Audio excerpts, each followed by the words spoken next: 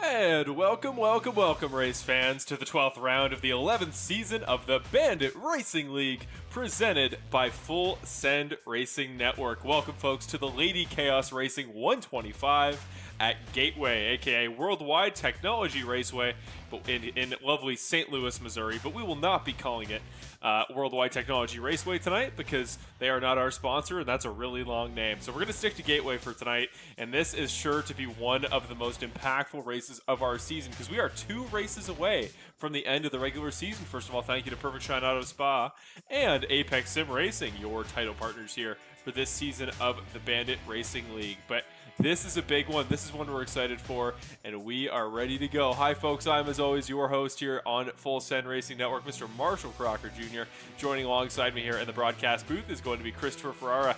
And Chris, what a big race we're in for tonight. At a first-time track. Bandit Racing League has never been here to lovely Gateway. This is a track that has become more popular for NASCAR in recent years. They've run trucks here, I think, in the NASCAR Truck Series for about 3 or 4 seasons now, and it's been a long-time destination for IndyCar, the other major American oval series. But it's a really fun track, an asymmetrical oval, a lot of different technical elements at play, including a fun little quirk on the backstretch that we might talk about that may play an effect in tonight's race. But really happy to have Chris joining alongside me tonight because Mr. Chris Ferreira has been in the car this week. He did the practice race this week. He's run quite a few laps. So Chris, we'll throw it to you tonight as somebody who has a first-hand perspective here on Gateway. Do you think this is going to be a track that will create chaos that may sort of shake up the final couple spots heading into our playoffs in 2 weeks?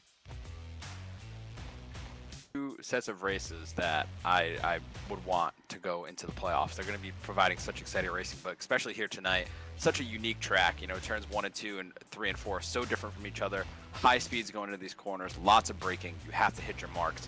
This is going to be a really exciting race. There's a lot of little points battles going on. Guys fighting for wins, guys fighting for points. And the track is new to us. You know, there's a lot of guys that I was talking to in the session yesterday that they've never turned a lap here before in a stock car. So it's going to provide a challenge. The track is very slick. This car is very snappy loose. So it's going to be really fun, and I'm really excited for this one. I mean, this is either going to be a barn burner or it's going to be just an overall just super exciting race. But I can't wait to see the product we get tonight. I could not agree more. This is one I've had circled on my calendar for a while, especially first-time track here in the Bandit Racing League. This is one that you're going to want to see. The drivers are going to be trying to get to terms, are trying to find experience and trying to find speed at a track they maybe don't know so well. And in the background there, just on the left-hand side, we saw Cody Welsh pull off an epic drift there off the exit of the turn 4 wall. He's just sliding around right now. What a drift, actually. This is an incredible piece of driving we're seeing here on this side of my screen, but we're getting distracted here. We have other things to get to, including our sponsorship for tonight's race, the Lady Chaos Racing 125. And I have a posthumous, I don't actually know how you pronounce that word, I've only seen it written, but I'd like to go back and make a correction to a few weeks ago. There was a miscommunication here on my side as far as broadcast organization, and our race at Road America was not sponsored by Ashley Lyle. It was in fact sponsored by our very old Nicole Kressel, our race director here, race director kind of coordinator here for the Bandit Racing League, and she sponsored our race 2 weeks ago and has once again sponsored tonight's race here at Worldwide Technology Raceway. And she does so much. Nicole does so much for this series and helping keep races running and organized and making sure that our drivers don't need to take any of the burden of organizing our event and can instead focus on the racing. So tonight we want to take the opportunity here to get a chance to talk to Nicole, just ask her a few questions, maybe get to know her a little bit before tonight's race. So right now we're going to take a moment.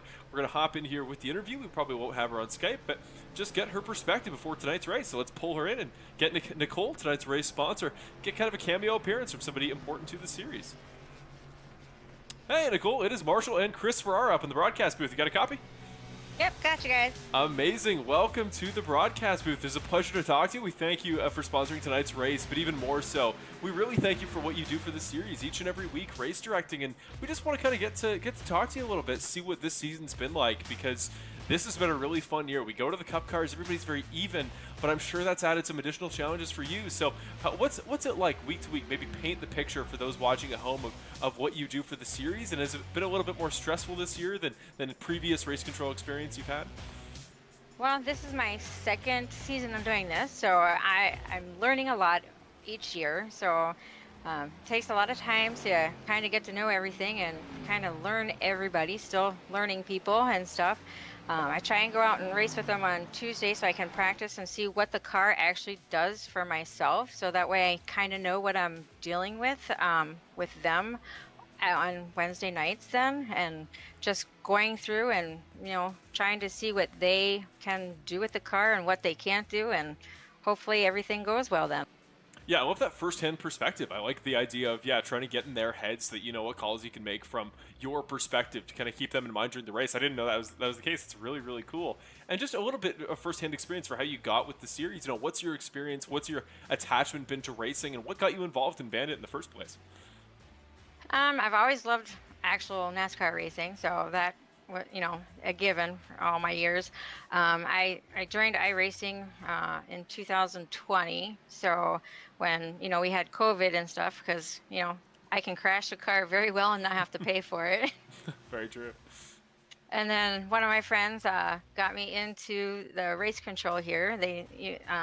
Bill asked if he knew anybody, and I kind of volunteered and said, yeah, I'll try it and see how I like it, and that way I can learn the aspects of the racing, because it's not that you just get in the car and drive. There's other opportunities that I'd like to learn throughout racing and stuff. Mm-hmm. No, that's amazing. It's great to know that you're impassioned and you're fulfilled, enjoying what you're doing here each and every week. And obviously, it's so important to the series that we have you here. And no, that's really, really exciting. And finally, just the sponsorship as a whole tonight, sponsoring both the race at Road America and then again tonight here at Gateway. But tell us a little bit about Lady Chaos Racing. Tell us a little bit about the titular expression of our series. Well, the Lady Chaos, because I go out there and I am kind of chaotic when I first started, so kind of settling down and learning everything, like I said. I just want to go out there and have fun with it and still learn and try and do the best that I can with it. I have my own streaming and stuff, so I'm not that good at it, but like I said, I keep on learning and getting more confidence in the racing, and hopefully, I'll eventually win a race. Yeah, we certainly hope for that. And maybe one day, if you ever get some another couple of hands up there at race control that can take over for you, maybe get yourself in the car one of these days, make your first Bandit appearance. But no, that's amazing. It's really great to hear. It's really great to get a chance to talk to you, Nicole. We're hoping, as far as chaos goes, tonight shouldn't be too rough for you. We're hoping a pretty clean race, but you never know. I'm hoping your job is easy tonight. But regardless, thank you for the sponsorship. We'll do our best to give your flowers tonight, because it's very well deserved. And we just thank you for everything, not just for tonight, but for what you do for the series. Thanks. I really do appreciate you guys, and I do like this series. This series has been helpful to me. Awesome. I love to hear it. Have a great night, Nicole, and I'm sure we'll talk to you at some point in the future. All right. Thanks a lot. There we are. Awesome to get a chance to talk to somebody we don't usually hear from quite as much, but somebody who is very important to the Bandit Racing League and plays a huge role week by week in this series. And now, Chris, here we go. Getting into qualifying. It has just begun here for tonight's race at Gateway, and no time set as of yet. We're going to jump here to a couple cars, and actually we're going to kind of go to our first little mini segment of the pre-race here. We're going to jump to a driver, the number 15 of Christopher Hamilton, and this will kind of segue us in here. Chris, who were you thinking tonight? It's got a good shot. Who do you think is somebody here at Gateway that this track will suit well and maybe has a good chance to get themselves in the podium for the first or multiple-th time this season? Well, I'm going to say this track is very much about being consistent. You have to hit your marks each and every lap.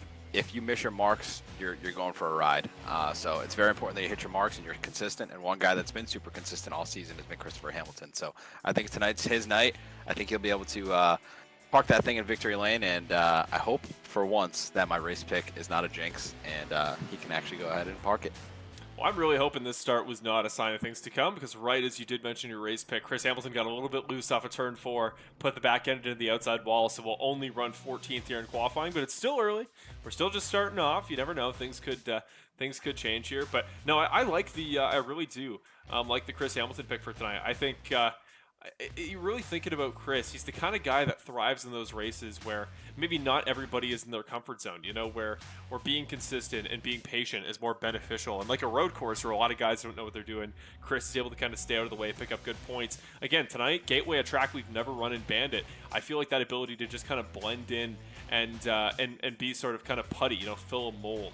Whatever mold the race starts to create for. I think that's going to be the key for him. And that's also why I picked Kevin Foster, who I believe has already concluded his lap here in qualifying, is back on pit road. But I think Kevin Foster going to be a really, really good shout for tonight. Was second fastest in practice there. Was extremely quick all week, just like his teammates for GFR have been. Obviously, you see right now at the top of the leaderboard, Nick Nickerson comfortably on the pole by over a tenth of a second on his qualifying lap. Then we see Benjamin Lacey currently running P7 in the number 7 car. But, yeah, I think it's... Oh, wow, he gets really loose as well there off the exit of corner number 4, just like Christopher Hamilton did. But, yeah, I think a great show for tonight is Kevin Foster. Obviously looking for that first win in a couple seasons as well. He hasn't won since back in Season 8, so...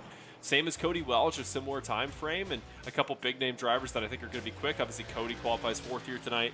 Kevin Foster right now, I believe, is qualified in 8th position. So number 8 in 8th, 7 in 7th. So it's pretty fitting there towards the bottom of the top 10. But good pace for both of them. They're just going to have to find a way to make up that 10th to Nick. Because, I mean, Chris, 32.99.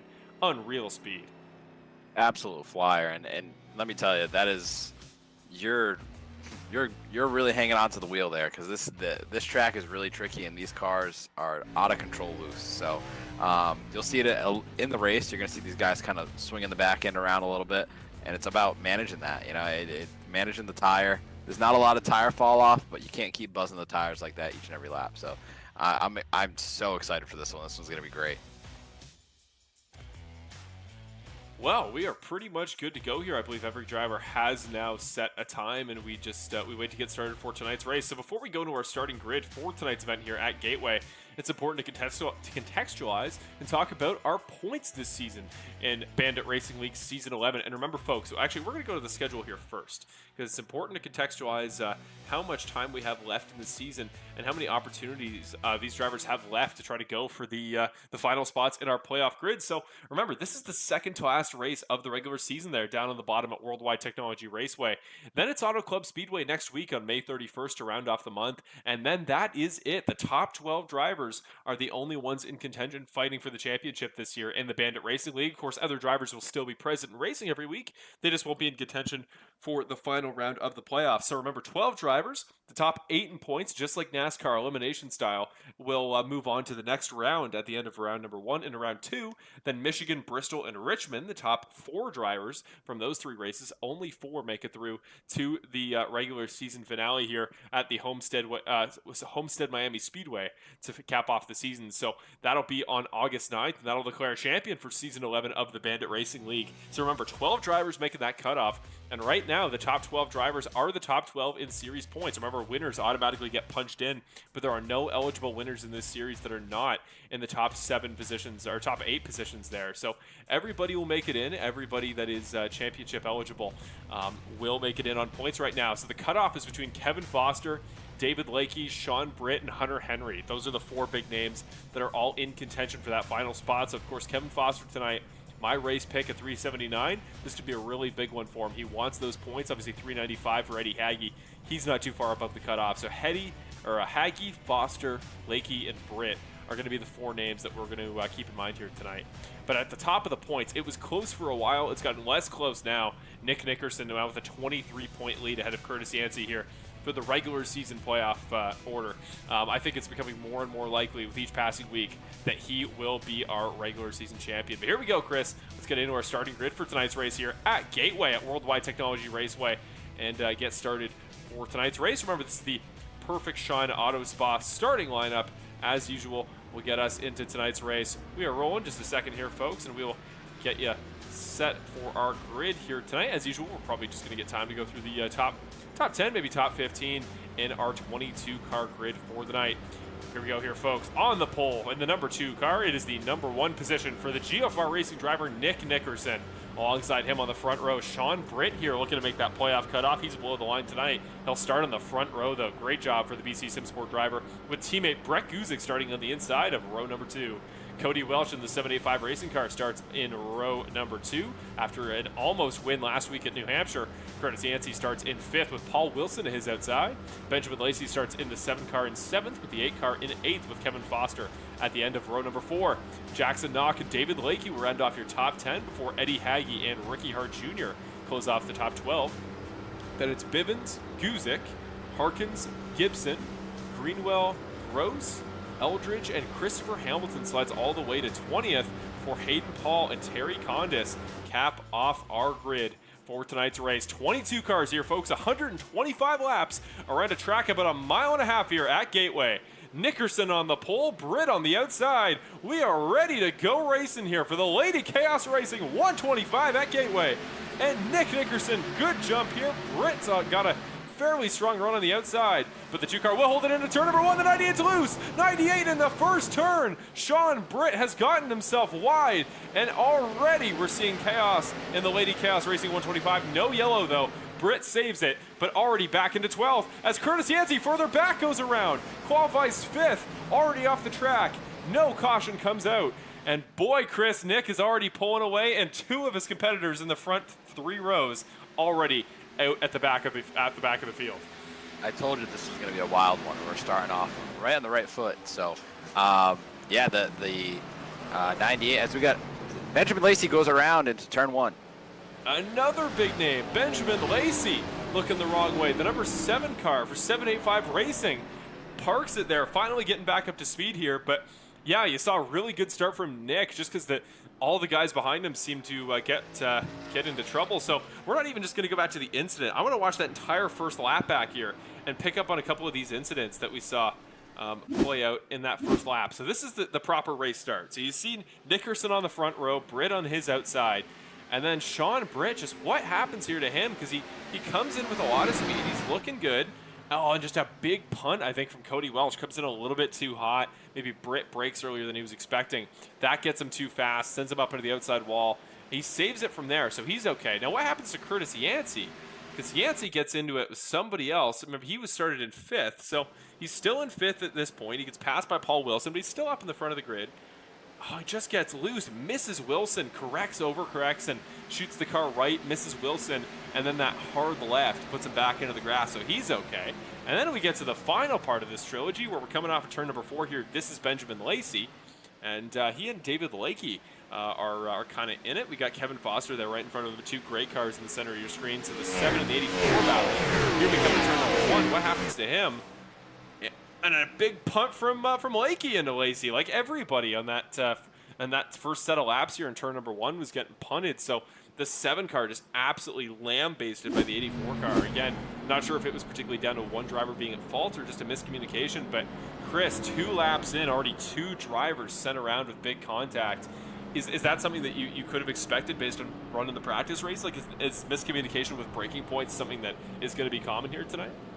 Yeah, so I think that there's really 2 lines going into turn 1. Turn 1 is I feel like it makes or break your lap, because you can hit it really good, or you can just toss away your entire lap. There's also a pretty significant bump getting into turn 1, just as you're starting to turn down into the banking. So it really upsets the car when you go over that bump. So it makes it a little tricky. But I think the biggest factor here is a lot of these guys have not raced on this track before. Yes, we had the practice race last night. There's only about, I want to say, maybe 15 drivers that came in for that. Some of these guys that are here tonight weren't necessarily in that one. So, yeah, it's just about the experience on the track. These guys racing around each other for the first time on this racetrack. So it's going to make for some of these instances to happen. And it is it's going to be an exciting race from the standpoint of, I think that it's going to be one of those where not only is track position super important, but it's really going to be just about keeping your car clean. And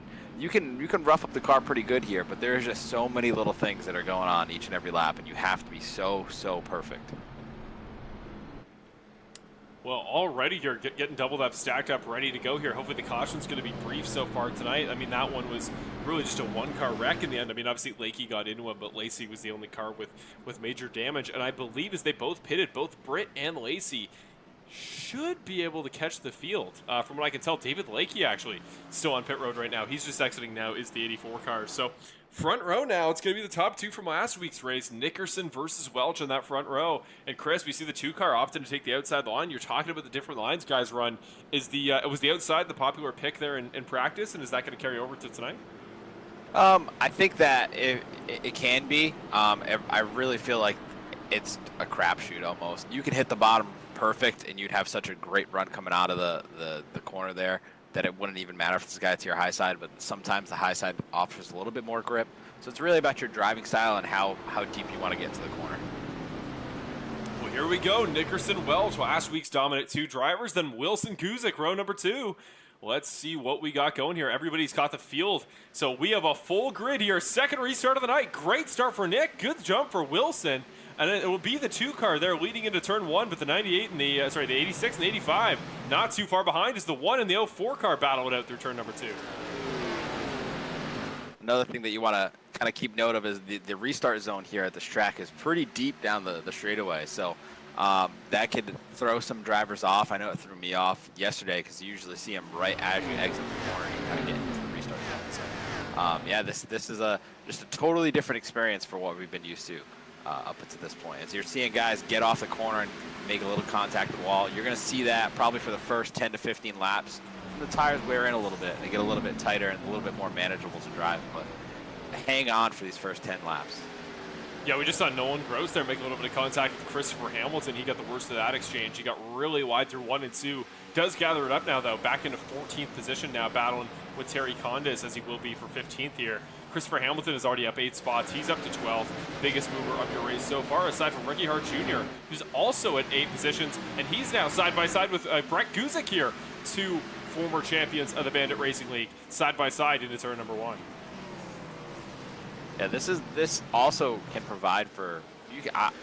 Yesterday, I was able to hang on the door of somebody for about 4 or 5 laps, and it's just exchanging momentum. And you can kind of just hang out there and drive 2 separate lines of the track, and you'll beat him into the corner, but then he'll have the run coming out, and you're just kind of stalemate during the middle of the backstretch. So this track is so much fun, and I'm so glad we're racing here tonight. Yeah, this is what I'm really, really looking forward to here. And really fun little pack we got going here for the back of the top 10. We got Jackson Knock here towards the back here with the younger drivers sort of capping off the top 10 here with Bivens, Knock, Haggy, and Gibson capping from 7th to 10th here. And obviously Connor Gibson, one of the good stories this season. He's top 5 here still as we speak. He's had an incredible year of consistency. He'll look to once again finish in the top half tonight.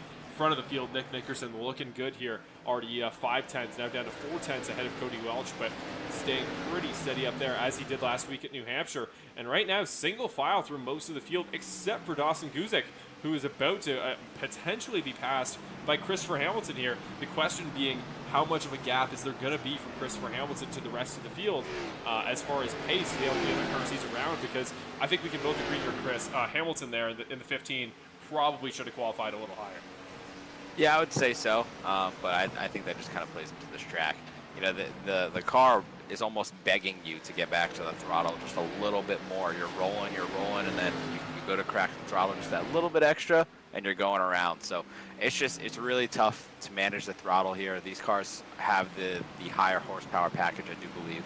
That's certainly what it felt like yesterday. But yeah, you just got to be really patient, and you got to be really disciplined with that throttle. And it sounds like Chris should be a member of Limp Bizkit here with all the references to rolling.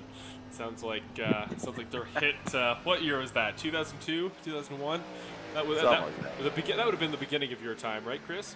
Limp Bizkit in their peak. Yeah, more or less. You know, I think I was like 8 years old or something. I forgot what Mission Impossible that song is from, but certainly a classic. Similar to "I Disappear," another Metallica hit from another Mission Impossible movie. Not the point here, though. We're back to the racing. And, yeah, that front packet, too, here, similar to last week, looking really, really strong. Nickerson and Welch, only a half second separating them, but they are a full second clear that tandem of Paul Wilson. I think that's becoming one of the storylines here at the end of the season here, Chris, as we watch Connor Gibson peeking underneath Brett Guzik. He's going to get underneath, so we'll keep this battle in our focus as actually Connor Gibson there blinking out of frame there with some internet issues for just a quick moment. Still is. I don't know where he's gone. Yes, something happened to him, unfortunately. Maybe I'm looking at the wrong car. It might be Mark Allen Bivens here, who's been behind Guzik this entire time. Regardless, Guzik and Foster now going to go side by side off of 2. But as we see again, Hamilton make another little bit of contact, this time with Connor Gibson for 10th. I was going to say, this is becoming a storyline late in the season. I think the 2 and the 85 have just kicked it into a different gear here these last 3 or 4 weeks. At the end of the regular season, I know he still doesn't have that win yet, but I think the 85 car looking like the most strong contender to Nick's potential championship. I'd say so. As of right now, I mean, he's been I mean, he hasn't been able to get to victory lane yet, but he's been on the podium for most of these races. You're doing an interview with him almost every single week, and if not, he's sending it for the win, just trying to get that long-awaited win. So, yeah, he's been super consistent, and I mean, it's coming, and he wants it. So, this track might do it for him. The turns 1 and 2 here are very similar to New Hampshire Motor Speedway, so we all know how good he is there. Down towards turn number 1, we got Jackson Knock here holding off fellow young gun Connor Gibson. Not the same team necessarily, but similarly young drivers. Eddie Haggy there trying to peek all the way underneath. And remember, Haggy, one of those guys near the playoff bubble, one of those guys that really needs to pick up good points tonight if he wants to take over Kevin Foster's spot there in the playoff grid rush. He's just above, but to maintain his spot ahead of Kevin Foster, definitely needs to pull off a good result here tonight. And into the playoffs, one thing that I really, really want to do, and I will find every way in my producing powers to get done, is similar to real-world NASCAR, the live counter of above or below the playoff bubble to let you know what drivers are where as far as the cutoff lines. Maybe we'll demo it next week, but definitely something I want for the playoffs here. That'll be a fun little element to add. And in races like this, where drivers are so close to that playoff cut line, it's going to be really important. Kind of wish I had it for tonight here, as we see Christopher Hamilton and Curtis Yancey continuing to climb towards the top 10. Yeah, Curtis is rebounding really well from that early trouble that he had in the race. So that's good to see him working his way back up through here. He's moving pretty quick right now. But yeah, I mean, you can see these cars can stay side by side for several laps, depending on how deep you're driving in, how well you get off the corner. I've just been seeing Connor Gibson and Jackson Knock kind of going at it for probably since we dropped the green flag. They've kind of just been stuck to each other. They can't get away from each other. But it looks like Curtis Yancey is going to put himself into play here and insert himself into the conversation. I just one little interesting fact I'm noticing here on my telemetry is we see Christopher Hamilton getting a little bit of momentum on the outside from Eddie Haggy. Goodbye 97 car. Great work there on the outside by the 97 car of Eddie Haggy. But noticing right now on my telemetry, fastest lap of the race here through 18 laps, David Lakey, the driver of the 84 car, actually back in the field. Don't know where logistically that would have happened, because it must have happened since the caution. It was previously Nick Nickerson who held the fastest lap prior to him. So interesting stuff here. I guess Lakey still paced there towards the back of the field. Obviously newer tires, I guess, going to factor into that equation. But genuine pace there if he can get a caution, get bunched back up to the front for a guy that is on the playoff bubble like David Lakey. But still, at Hamilton and Haggy here, back into the top 10. They're having some fun there with Curtis Yancey might get involved in that equation momentarily. And one thing I do want to point out, as you said at the top of the broadcast, is there's something unique about this track. I'm sure the viewers have kind of noticed it at home. Here in real life racing, when NASCAR comes here, that little piece of wall that's missing, as you could clearly see there, that's going to, I think, play a factor at some point in this race. In the practice race last night, I don't know if guys were just having some fun or what, but they were kind of using that to distract drivers. Now, you were saying with your open wheel experience, most open wheel cars, you can see that. But with these big stock cars and the big spoilers on the back, you cannot see that, especially if you're drafting up right behind somebody, which is super valuable on these long back stretches and straightaways. So you can kind of get lost there, and then all of a sudden that wall comes at you quick. So look for that to maybe play a factor here later on as guys are battling towards the end of the race. Yeah, we're going to watch it here one more time again here from Nick Nickerson's perspective, looking off the back of the car. It's this kink he's coming up to here on the backstretch, and it's really, really interesting because, yeah, it's the runoff from the road course configuration here at Gateway, which isn't a bad short track road course by any means. I have run it for a couple of years. But, yeah, you see that kink on the right side that he just drove by. It's fascinating because, yeah, it's something that, as you mentioned here, Chris, in my Indy Pro experience, I've run a lot of Road to IndyCar feeder series here over my years. It's kind of my oval discipline of choice. And, yeah, it's a discipline that can see those walls, can see in front of the driver ahead of you because the cars are a lot shorter. Of course, they're open cockpit. There's a lot more visibility here. But, yeah, these cars, it's going to be an element that you can try to trick the same way that you watch drivers coming onto pit road. Occasionally, they'll try to fake another driver out like you're going to go down pit road, and then you'll dive out of the way at the last minute. It could be something like that. But interestingly enough, actually, in Indy Pro or USF or a lot of the short track feeder series open wheel cars, you can actually kind of use it as a runoff. You almost run so shallow off the exit of turn 2 that you can sort of run your car into it. So I actually I was part of a group that for a while in a practice tried to figure out if you could pass there, if you could get all the way around the outside of somebody and in front of them with a good enough run. To my knowledge, you can't do it in an Indy Pro or a USF 2000 car. But if we happen to see somebody make a pass around the outside through that divot, especially to win the race, that may be an all-time Bandit moment. So, I mean, obviously, we're commentators jinxing it now. There's no chance it happens now that we're mentioning it. But, man, if it were to, Chris, that would be one for the kids. That'd be a story for all time. Yeah, that would be insane if someone could pull that off. What I foresee happening there is someone getting into the wall and taking out the field. But, someone try it. I hope someone tries it at least. I mean, why not? A guy like Cody Welch, why not? Well, biggest mover of the race here, Christopher Hamilton, 12 spots gains since the start of the race. And again, we talked about probably qualified a little bit lower down the order than he was expecting to. But, man, he's really starting to recover, proving that pace is there. And he's getting good practice on the offense. And this is something that I've talked about here passively as we see Kevin Foster here going for the 5th position, passing up the inside of Paul Wilson, your pick for the race here, Chris. And I've talked about it in the past, but I think there's something to be said about guys further back in the field who have to work their way through past cars on fresher tires or on equal tires and get that practice finding those opportunities to go on offense. And even if you practice all the way through the week here in our practice sessions and you can find opportunities, some of the leaders in this race are just going to be a little bit cold later in the race when it comes to trying to pass guys. So do you almost wonder here, Chris, if maybe you're keeping it a little bit sharper if you're a guy like Chris Hamilton or like a Ricky Hart Jr. who currently sits in 3rd, who started in 12th? Do you think there's something to be said if you've moved your way up and you've had to pass organically here? Maybe you'll be a little bit more prepared here in a late race battle if we happen to get a late race caution. Yeah, I mean, Whoa, Ricky Hart Jr. goes around! Solo wreck! Yellow flag comes out! Unbelievable there. That was so random. Just, I watched him get loose in the background, pounded the wall, and now he's on the inside wall. Caution comes out 2nd time today.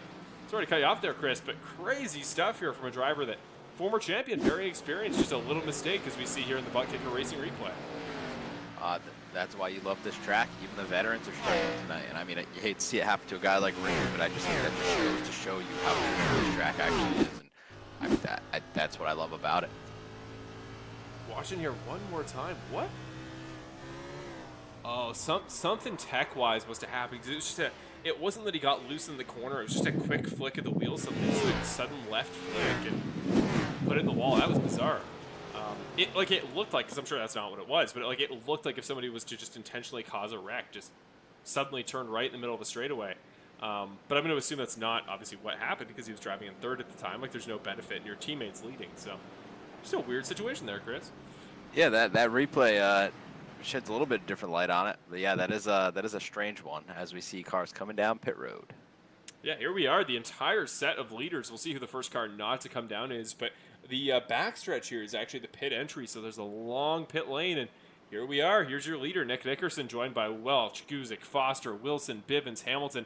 First car, not going to stay not going to come down pit road this time. Do you have any guesses who it is, Chris? I'm going to go with the league owner. It is our league owner, yes, Mr. Bill Harkins. He is always the guy who loves coming out and jumping over these first cautions under yellow and getting his lap lead bonus, and he will do so here tonight as usual. As David Lakey actually as well going to stay out, but he took an earlier pit stop here after his damage in the first incident. Here we go though, Chris. The race off pit road. I don't think Cody Welch has a great chance to jump him, but there's always a chance that somebody in the top 5 here can get an opportunity. It's just Nick so good on these races off pit road, as I think it's going to be close. Did Cody get Brett, or did Brett Guzik maybe sneak ahead of the 85 car? I think they're going to give it to the 85, but it was darn close. As, it's Guzik, then Wilson. I think Bivens gets a spot here over Kevin Foster. Christopher Hamilton going to move up one more spot here as well. Then it's Haggy, last car off pit road, and Curtis Yancey and Dawson Guzik round off your top 10 in the race out of pit lane. But yeah, Ricky Hart Jr. will take that early quick repair here. And Chris, these last few weeks, especially in these more chaotic races, taking your quick repair early on here, as early as lap 28, not usually though that beneficial. There's a good chance he'll get involved in another wreck. Yeah, that is definitely certainly the case, especially here with how guys are just getting loose, and now you just slapped on some new stickers on there, and they're going to be a handful. So I'm actually really interested to see that these guys that stayed out, Bill Harkins and David, how well they fare. You know, in the practice race, you didn't see a lot of tire fall off, and I actually enjoyed the car better on older tires. The car really, it built tight, and I think that it suited me a little bit better rather than just kind of being on the edge all the time. So we're going to see here. I don't think they'll be able to maintain, 1 and 2, but let's see how far back they fall, because that could cycle them out a little bit better later in the race. I think if you're an 85 fan, or if you're the 85 himself and Cody Welch, I think this is your best opportunity here. If we're going to get another long green flag run, get in front of Nick now. Try to capitalize on how Harkins and Lakey start here, because we saw that from Nick, he wanted the outside lane. Cody's up there on the outside lane. He's going to want to get the opportunity to get in front of Nick, or at least unlike last week at New Hampshire when he was starting alongside the 2-car, just don't let Nick run away. He's so good here on these starts, and I think, Chris, this could be a huge opportunity, not just for them, but for the 86 and the 04 car behind them to potentially capitalize, or Hamilton, who's now on the 4th row. Here we go here, folks. Lady Chaos Racing 125, second restart of the night. It's going to be the 12, and it's going to be the 84 car. Off to a pretty good start is the 12. The 84 just does not get going. Cody Welch stuck behind him, and now Brett Guzik going to completely jump over like 3 cars. Welch down to 6th, now 7th, now 8th. Cody Welch cannot get by the 84 car, and David Lakey just did not get going. Still swerving around is the 85 of Welch. Meanwhile, the 2-car of Nick Nickerson just completely checking out right now. If you're not a Nick Nickerson fan, you don't want to see that. No, this is about the worst series of events of this restart you could have imagined. I was hyping up how maybe this is a really good opportunity for Welch, but much the opposite, it would appear. Things have just not gone his way here off the start. Not looking particularly impressed here on Skype, but he's trying to get dialed in, trying to survive here. But man, down to 6th place as he watches, like you said there, Chris, watches his rival in the 2-car already a full second at the front of the field. Another guy that really benefited from all that chaos there was the 76 car, Mark Allen Bivens. Look at him. He's here in 3rd, and now he's got some good track position. He was actually just applying some pressure to the 04 car, Brett Guzik, and here he goes again.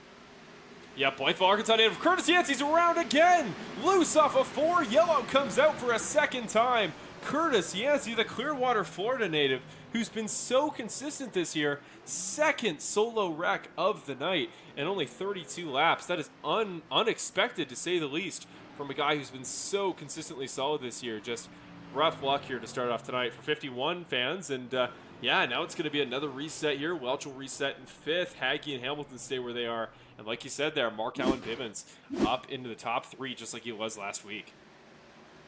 Yeah, that's a tough break, and you can kind of hear the frustration of the 51 car saying, I'm not too good here tonight, to say it in better terms. But yeah, no, that's terrible, because he's showing a lot of speed. It's just he's beating himself there. So hopefully he can kind of clean that up and get himself back into contention, because he was looking really fast. You can watch here off the back bumper of Cody Welch's car to see the 51 who was chasing him down. Yeah, just a little bit too wide, opens his hands up too much, and yeah, suddenly finds himself in the outside wall, or the outside wall, then the inside wall there you saw. So gonna be a little bit of damage. We'll see if he comes down pit road to fix it right now. Not too bad. Or he may have taken a quick repair there, as he is just coming into pit road with Kevin Foster and Chad Eldridge, who also just pitted here for service. Or no, haven't pitted, I should say. So those guys all running legitimately on track, and Kevin Foster there towards the back of the field once again, as he was a little bit earlier in the race. And David Lakey here going to come down pit road. As remember, he was there at the front row on the outside on the second restart, I should say. And unfortunately lost quite a few spots in a hurry. You saw really held up the 85 car, which Cody may not be super pleased about. But going to take fresh tires, going to be quicker, and will hopefully be able to keep with the pack a little bit better. I want to highlight real quick the second half of this top 10. Some drivers that have had a little bit of a story tonight. Christopher Hamilton not qualifying the way he wanted to. He's driven himself up to 7th. Eddie Hagee really needs a really good points night tonight. He's doing everything he can. He's doing everything right. So he's sitting in 6th position right now. Dawson Guzik, he's been in and out of the car as of late. He's having a really good solid run tonight. Sean Britt yesterday, super fast. So I'm looking for him to be in contention later on. And Jackson Knock, he's been holding his own inside the top 10 all night long. So really good to see those guys still hanging out in the top 10, and hopefully they can kind of tie this whole thing together tonight. Yeah, don't forget that OxyClean car last weekend on Wednesday, on the podium, finishing 3rd. in a really good race at New Hampshire. That was a great performance there. Really got him, I think, on the map in a lot of ways, and would not be surprised to see him back that up with another top 5, another good points day today. And we're just going to go back to our championship results here once again. And Chris, just looking in a little bit more depth once again at our playoff standings here.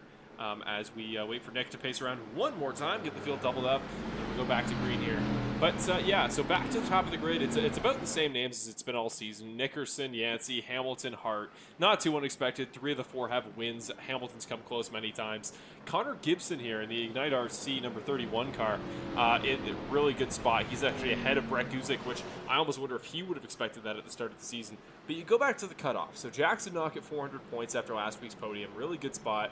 Then 395 for Eddie Hagge, 379 for Foster, 372 for Lakey, 360 for Britt, and 356 for Hunter Henry. I think that's really all the contenders there. Greenwell, to be fair, he's 32 points behind, so a really good race from Jason Greenwell might put him back in the equation. He's currently running in 11th, but of those 4 names here, Chris, Hagge, Foster, Lakey, and Britt, keeping in mind Lakey is 7 spots below the cutoff, 19 below is Sean Britt, who's been so fast, and Hagge is 16 above Foster. Of those 4 names, who do you think are the 2 that you think make the playoffs, if you had to predict right now? It's really tough because I really need to see how this race plays out tonight. You know, this race is a real big question mark. A lot of these drivers have not driven here before. If this was Auto Club tonight going into Gateway, I could probably tell you. But yeah, that's really tough. I'm really liking Eddie Hagge, and Foster's looking really good, but I think Lakey has something to say about it. Yeah, Foster definitely further back in the field right now as we go back to green here at Gateway. Kevin Foster going to need to make up some positions. Mark Allen Bivens gets a spot for free, and we're already over back to the yellow flag as somebody has gotten loose further back in the field. As Ricky Hart Jr. has been involved in a wreck. Another big name, not the night for big names tonight, as it was Jackson Knock, then Connor Gibson who initially got loose, and there it was, just a little bit of contact there from Ricky Hart Jr. into Terry Condis there in the restart. There was a number of guys who were just wiggling. The back end got a little bit loose, so we couldn't really settle it down. And then finally, Ricky was the one that unfortunately made contact with another driver and now finds himself dropping back. So that restart, though, did give Cody Welch the 4th position. He got a quick move done on Paul Wilson, so he's into the 2nd row. And it did put Mark Allen Bivens on the front row. So really, really interesting group here at the front of tonight's race. Again, the 2 car, not unexpected. He's been the dominant force here all night. Time will tell if anybody can replicate his pace, but it's one of those races here, Chris, tonight where, yeah, I think Auto Club next week is going to be a lot more about the draft. It's going to be big pack racing, a really big racetrack with a lot of space, whereas tonight a little bit more claustrophobic. I think you're obviously going to see more cautions tonight than you will next week at Auto Club. I'm wondering, next week, are there any favorites? Or in a lot of ways, I know we didn't choose to do Talladega as the regular season finale, as we talked about. That's a race that would have had a ton of parity. Anybody can win at Talladega. But in my mind here, Chris, I see Auto Club the same way in a lot of ways. Would you say there's some truth to that, as far as like, if you run 11 or now 12 races going into next week, a win would automatically put you in the playoffs? And I think most drivers here that are running tonight have run that minimum number of races. Would you say there's a chance we get a last chance winner next week at Auto Club, and we get a driver who makes it into the playoffs bumping one of these guys out on points? I think it's definitely possible. I don't foresee it happening, only because that track is, while it's a drafting track, there's a lot of tire conservation there. There's a pretty steep fall off. As you know, they're going to be reconfiguring that track because the track needed a repave. So I think that you're going to see a repeat winner there, in my opinion.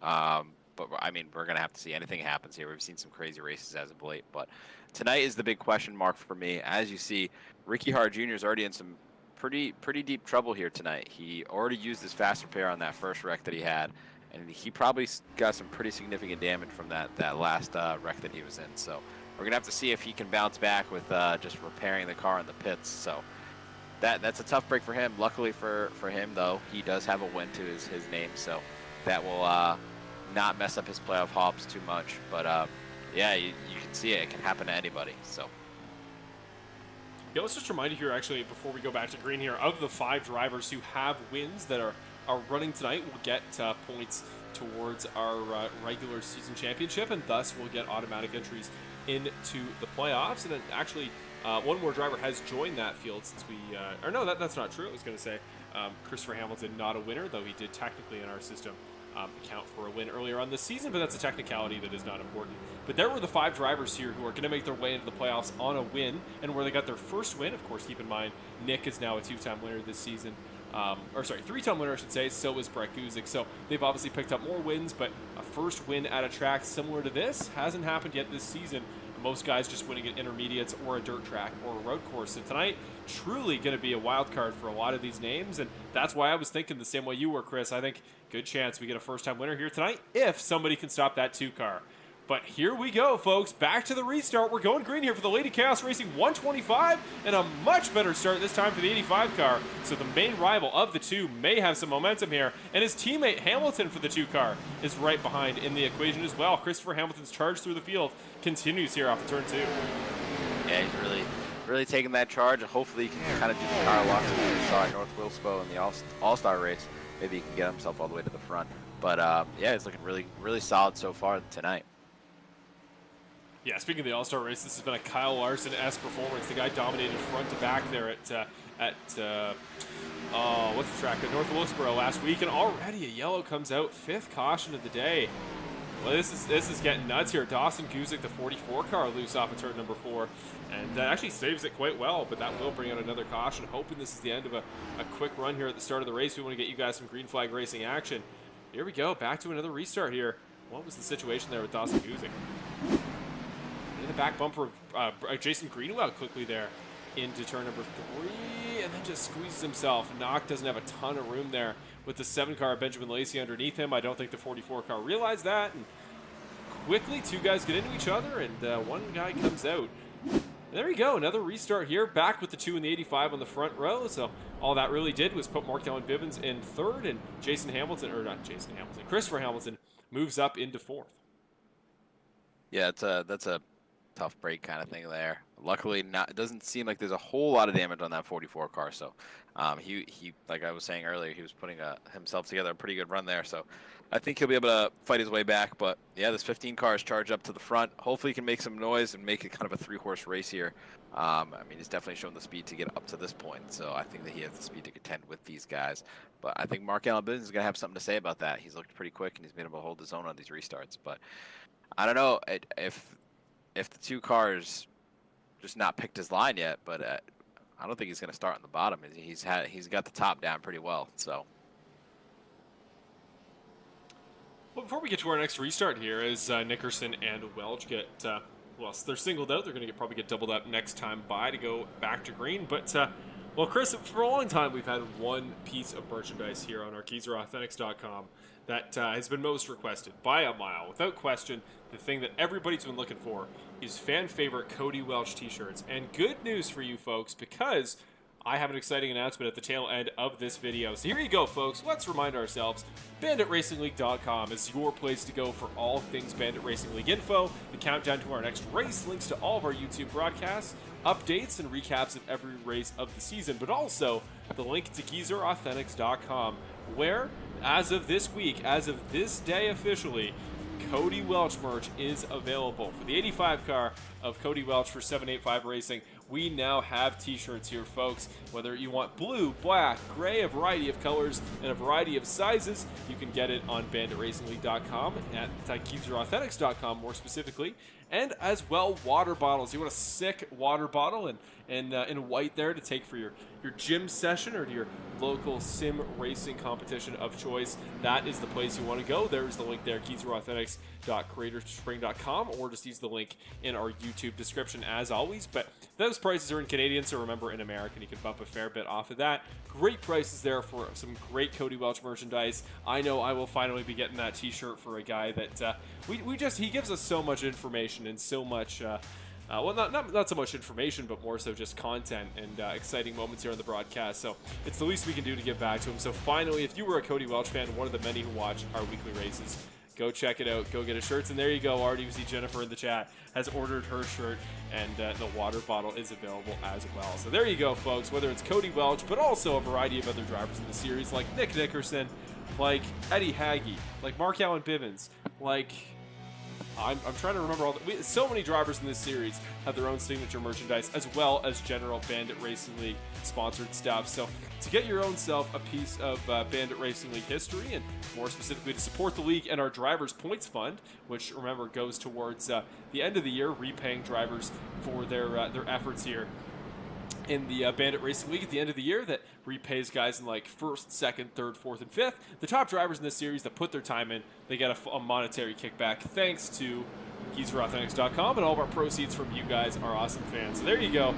Cody Welch merch now available. He's looking excited. He's looking pumped up there. Glad to be back on the front row is the 85 car. So Chris, what are you picking up? Is it time for yourself to grab an 85 t-shirt one of these weeks, or do you have another piece of merch there on that site that you're more interested in? I recently went to go order the BRL T-shirt. I just really like the new logo we got. But yeah, that 85 car merch is really slick, and yeah, I might pick me up a Cody Welch shirt. We'll see. I need him to get a win, and then maybe I'll have to sign it. But yeah, super cool, super sweet that we finally have that merch in our store. Yeah, I'm not too far away from Michigan, actually, so one of these days, maybe... Oh, my goodness. Sorry, folks. The music got really loud there. Maybe a quick road trip here down to Michigan, maybe get myself a t-shirt signed as well. But here we go here, folks. Restart here for the 2-car, who also has merch available at the GeezeForAuthentics.com store, and he is starting the race off hot. He's led almost every lap, and now he leads this restart as his teammate in the 15-car dukes it out with Welch for second. Yeah, this restart I think is going to be an important one. Hopefully these guys are going to settle down a little bit. I know there's some frustrations brewing with cars not handling the way they want, but yeah, the 15 car looking to put some pressure on the 85, see if the 85 can get back to the 2.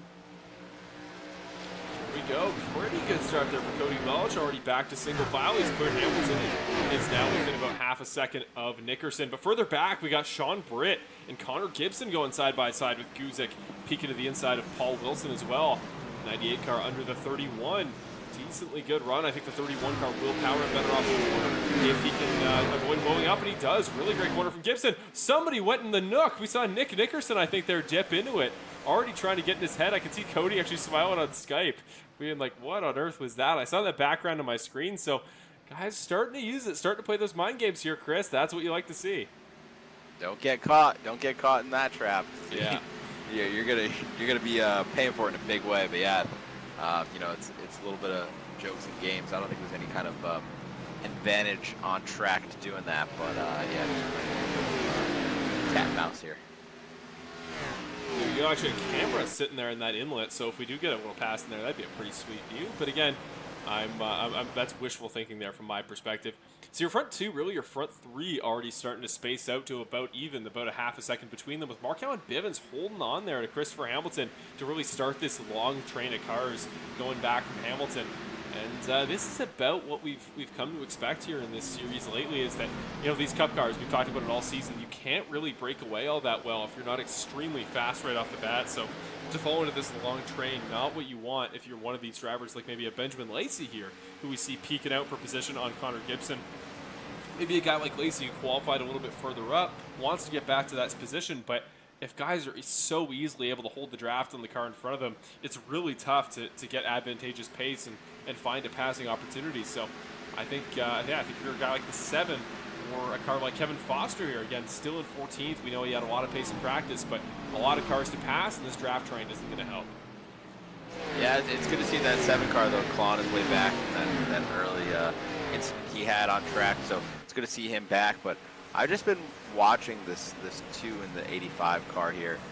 Right now you're seeing them both take the low line through 3 and 4 here. It's a long sweeping corner. You want to stay off that curb. The curb's going to upset the car pretty bad. But one thing I've noticed, and we're going to see if he does it again here, the 85 car is taking a higher line here in 1 and 2, and he's getting a pretty good run. Nick's going to go and take the line away from him, pull a bit of air on the nose of that 85 and upset the car, not get as good of a run off the corner. But, you know, that's what these guys are good at. You know, not only is Nick up front and he's putting down good lap time, he's watching what his competitors are doing behind him and trying to take that advantage away from him. So I just like you see in real life NASCAR, there's games constantly being played inside the game, and I just find that so interesting. And that one bad corner from the 85, you saw the 15 car get a little bit of time. So I think that this is this is going to be the 3 cars to watch here the rest of the night.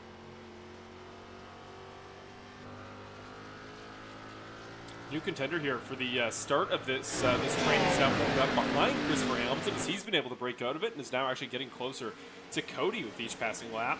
But yeah, as far as the next couple contenders after that, we've seen Mark-Allen Bivens drop back a couple spots. He's now back to 6th, almost getting passed for 7th, so just hasn't gone the way he's hoped. Dropped back actually 7.5 tenths on the 1 lap, so I think there was a little bit of an incident there for Mark-Allen Bivens at one point, but he's settled back into 6th here. He's in a decent position. Just, you know, you had to think he was in contention for the podium on that second stint, and now finds himself a little bit further back, but still a top 5 for a guy just looking to lock himself into the playoffs. Would not be bad for the 76 car tonight. Yeah, still holding strong inside the top 10, and that's really what he needs. You know, he's in a decent points position. I don't foresee him falling out of the side of the playoff picture here, but just keep putting together good runs, and he finds himself up front at the end of the races, and I think that's what's really important, and he gives himself a shot. So as long as he can continue to do that, I have no worries about Mark-Allen Bivens. Looking back here further in the field, I always like to keep an eye on these battles no matter where they may be, and right now a great one-on-one little scrap here. Terry Condis and Bill Harkins. That's the 32 car, just got to sail it up the inside into turn number 1. That'll be the pass for 20th position, but still every battle is equally important in the eyes of us here at Full Send Racing Network. And as we jump back up a little bit, we also see one between David Lakey and Paul Wilson. Paul Wilson here going backwards here on this stint. He was doing so well here at the start. I think he was up in like the 6th or 7th position. Now back down to 11th, but trying to hold off David Lakey. So some guys here at this point in the race here, Chris, just seem to be finding really good pace. Like Eddie Hagge up there in 5th, holding on to Brett Guzik for 4th. He's been super quick. That maybe that pace not as evident at the beginning, whereas a guy like Paul Wilson, all that speed earlier, something's gone wrong here, and he's just holding on for dear life. Yeah, Eddie Hagge having a really nice, solid, quiet night, and that's what he needs. You know, I've seen him have really good runs here this season, and something goes wrong. He just needs to continue to do what he's doing. He doesn't necessarily need to go knock it out of the park and go out and contend for the win, as much as I know he'd like to, but just have a really nice, consistent night, and hopefully put himself in the podium. And I think he's definitely starting to show speed to do that. You know, he's running up here with Brett, and you know, Brett's always fast, so that's a good rapid to chase to kind of get you through these laps here, and hopefully get you a good finish. Talking about guys here on the playoff ball with the 98 car, Sean Britt, the Rollsville, North Carolina native, side by side right now with Benjamin Lacey off of turn number 4. He's also pretty close behind. Connor Gibson may take a charge there at the 10th spot to get back in the top 10. I think, or sorry, not the top 10, I should say. That's Mark-Allen Bivens will be going for the top 6 right here. And I think a top 5, another really good performance for the 98 car, would just add to a campaign that has been everything I think he's wanted. Obviously, that winning speed has been there. The actual win itself didn't come to fruition so far in season number 11, but positioned for 2nd place, going to trade spots here. Christopher Hamilton getting the move done on Cody Welch out of nowhere. That gap was about 3 tenths at the start of the lap, and out of nowhere, Christopher Hamilton just flies by. We're going to go back and take a look there at that move once again, but now a GFR top 2, and Cody Welch's journey to, again, first win in 2 years, making it even more difficult.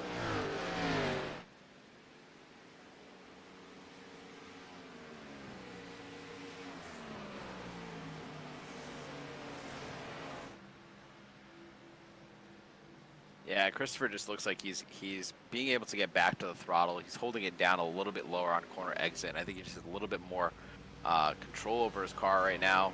85 car maybe used up his stuff a little bit, trying to get side by side with Nick with those cycles of yellows, and probably pushed it a little bit too much. We'll see how these cars kind of go out as the run goes on, but yeah, good move for the 15. Where did he start? 20th to 2nd, and 58 laps. So good run for him going tonight, and hopefully can continue that strong run all the way to the front.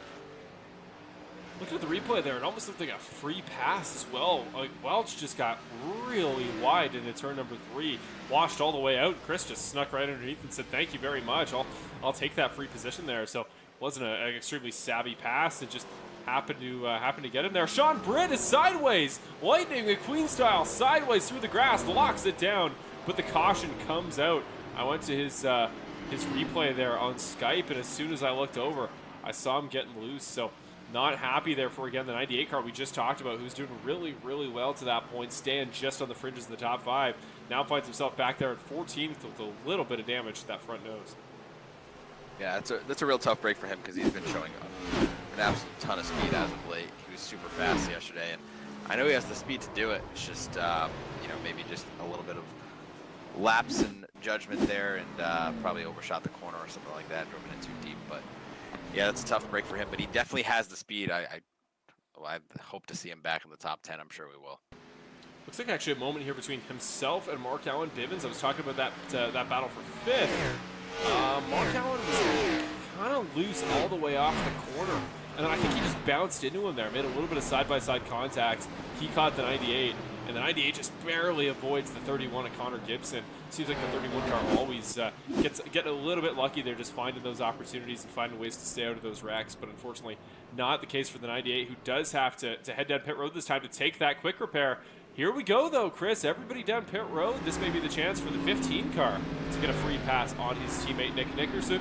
85 car in the equation as well. And now Kevin Foster, always on an alternative strategy, that guy. Going to stay out, going to go to the head of the field. Besides David Lakey, who will actually stay out as well and will take over the race lead. But here we go, into our pit boxes. We'll see who comes out here with that top spot. I don't think I've ever seen someone beat Nick Nickerson off pit road. We'll have to go back and see if that's the thing. But looks like the 85 car might actually get the 15 as well. We did get him. You're absolutely right. Cody Welch beats Christopher Hamilton. You're totally right about the other thing as well. Nobody beats Nick Nickerson in the pits, and that's why the 2 car just confidently tootling out of the pits.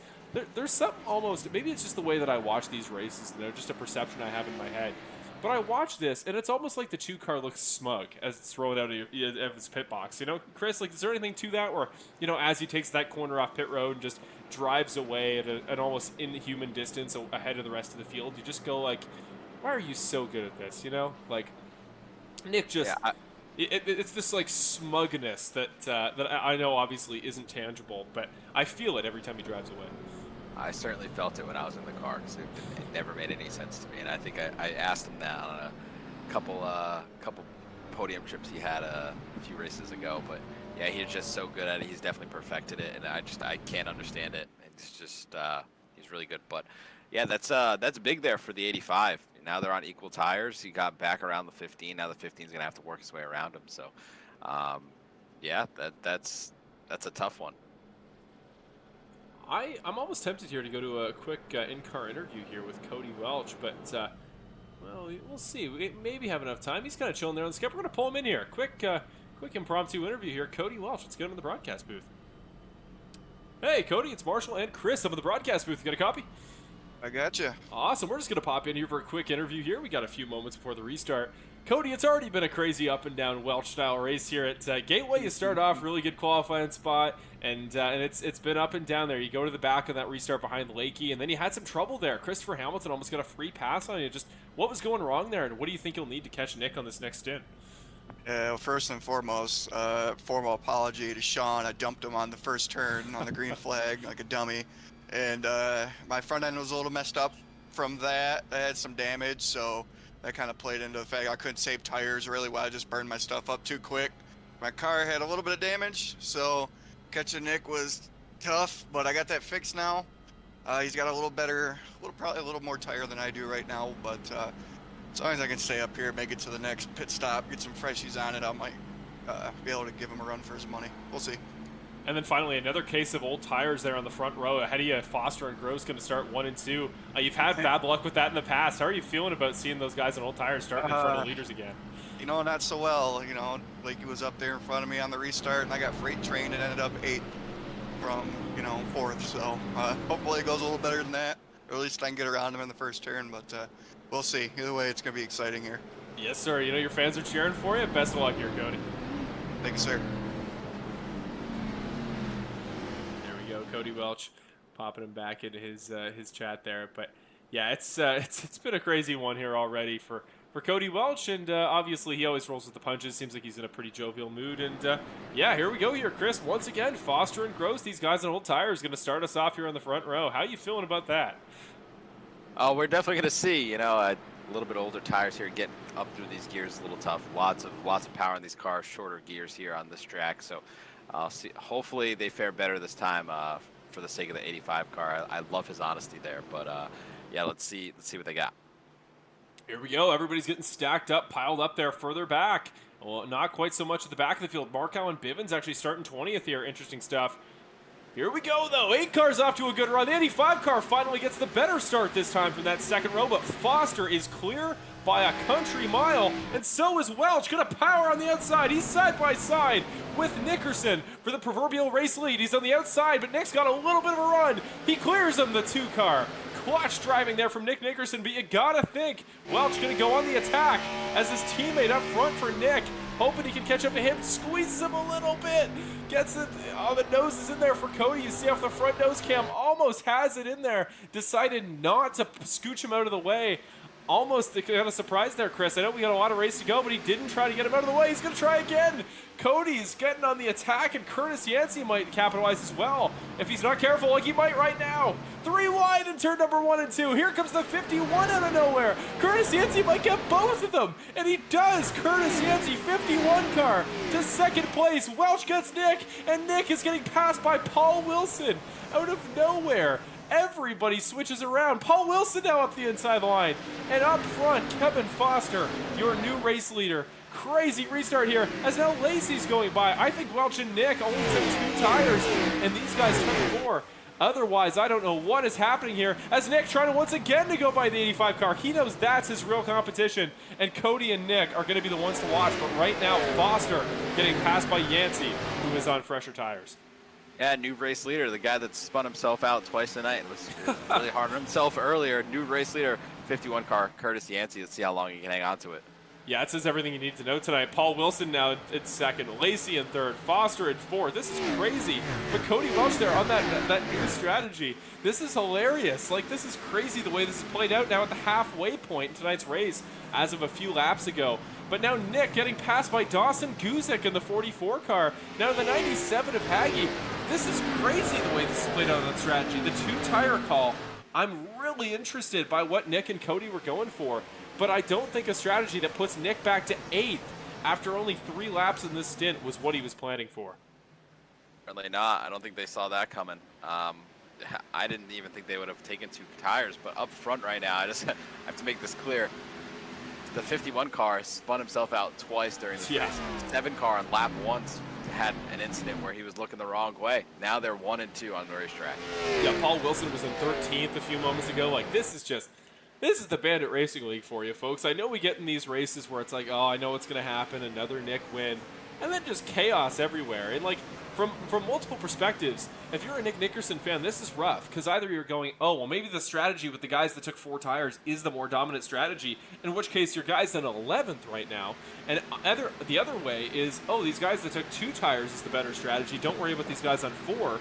Well, then Cody Welch is still the guy to beat because he's ahead of him by 2 spots, and he also pitted the same lap as Nick with the same number of tires. So this is getting really interesting. Christopher Hamilton as well is back there at 14, so I don't think this has been the strategy call that has been more ideal for these guys. But Markow and Bivens here trying to get by Welch. And speaking of guys that have had tough races, David Lakey was a lap down at one point and now finds himself in 8th, pitting on the same lap as these guys. The only guy that hasn't pitted on lap 60 is Kevin Foster and Nolan Gross. So wacky stuff here as the Yancey's starting to get tracked down by Benjamin Lacey. This will be the battle for the lead that I don't think anybody would have expected 10 laps ago.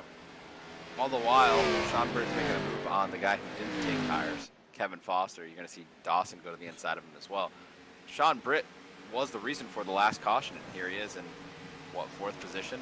Kevin Foster's holding his own, and that's actually really impressive given the fact that he didn't pit and take tires at all. So, yeah, there's a lot of stuff going on right here, but while all this chaos is happening, the 51 car and the 7 car now battling for the lead. And they're kind of running away with this new 3-headed group up here at the front. Yeah, with the last car in that 3-headed grouping, Paul Wilson, as we see Hayden Paul around on track. My telemetry has just crashed because they think for some reason Hayden Paul is the race leader. We keep going green, but there we go. Now it resets. That was bizarre. Hayden Paul now out of the race. He's going to head to the back of the field. But Yancey getting Lacey back there in turn number 2. We didn't mention it, but at this point, they're going back and forth. What a fight here between the 7 to 51. He's going to try it again. Lacey to the inside to turn number 1. swapping back and forth. This is what makes this track so exciting. The ability to kind of channel your momentum in different ways, as you're seeing the 51 car just fight back. This is going to bring that whole group of cars back to them if they keep going back and forth like this. But neither one of these guys want to give up this lead here. Further back, Nick was fully to the inside of Cody Welch to that last set of corners. The battle for the other strategy now commences further back. We'll keep an eye on that. But Lacey again down the inside through turn number 3 and 4. He'll get that spot back. Further back, does Cody hold off Nick in this corner? He does. 2 simultaneous battles with 50 to go. We're going to have to watch all the way to the finish. Just got a shout out, good old Brandon Jackson in the chat. Thanks for popping in the chat. Miss you on track. Hopefully you can make it back out here soon. But yeah, these guys are putting on a show here tonight, and this is a good one to watch. Yeah, great to see you, Brandon. We hope one day can get that 99 car back on track. It's not the same without Action Jackson here this season, but it's great to see you pop it in here. As Paul Wilson now going to try to interrupt Curtis Yancey's charge for the next spot up in the order. And once again, side by side they go. The 85 and the 2 car inseparable here, with the 97 car getting kind of involved there as Eddie Hagee peeks into the battle. But 85 car carries more speed through the corner, has to lock it down, has to get in front of Nick, but more ideal line here. So as Lacey pulls away for the lead on the other strategy is highly contested. Wicked loose as well. She almost loses it. He's still losing it. Can he save it? He does save it, but gives up those spots. Crucial mistake there for Cody Welch in a battle that was as hotly contested as any we've seen in a long time. Brett Guzik is loose too. What is happening here, folks? Everything is going wrong. As Welch dropping back a number of spots, that car is wicked loose. And now Nick will get the benefit of this battle back to the lead on that strategy. Meanwhile, the 51 and the 86 were kind of beating and banging off each other, fighting for position. They're now making ground up on the 7 again, but another guy that's slowly charging towards the front here is the 98 car of Sean Britt. He's starting to put himself in conversation, so I think this could be a 4-car race for the lead here soon. A lot of support there in the chat for both Kevin Foster and Dawson Guzik. And Kevin Foster there, like you said, still up there in 9th, and he's still ahead of the guy who on fresh tires started right behind him there on that last restart about 15 laps ago. So good for Kevin Foster, man. This has been a great drive from him tonight. And if he can finally get the strategies to work out, I think he's definitely going to be in a good spot there on tires to have an extra set at the end of this race. It's just a question of, do we get that caution? Because otherwise, Benjamin Lacey right now looking like the dominant force there, really good pace, and he's pulling away from the rest of the field here. As further back, the surprise continues with Welch and Hamilton there, both drivers that I think we can both agree here, Chris, massive favorites tonight to be in contention for a good spot, and now they are all over each other in a crazy scrap for 14th. Who would have guessed? Yeah, I mean, it's just so crazy to see them go from running up front all the way back here just based on a strategy call. I'm sure that the 2 car and the 50 were communication about that, but apparently they just they have a secret up their sleeve here. They're going to wave a magic wand over this race, and they're going to put themselves back up front. But definitely further back in the field than they want to, but that 15 car's seen that once already tonight, so hopefully you can fight back through this.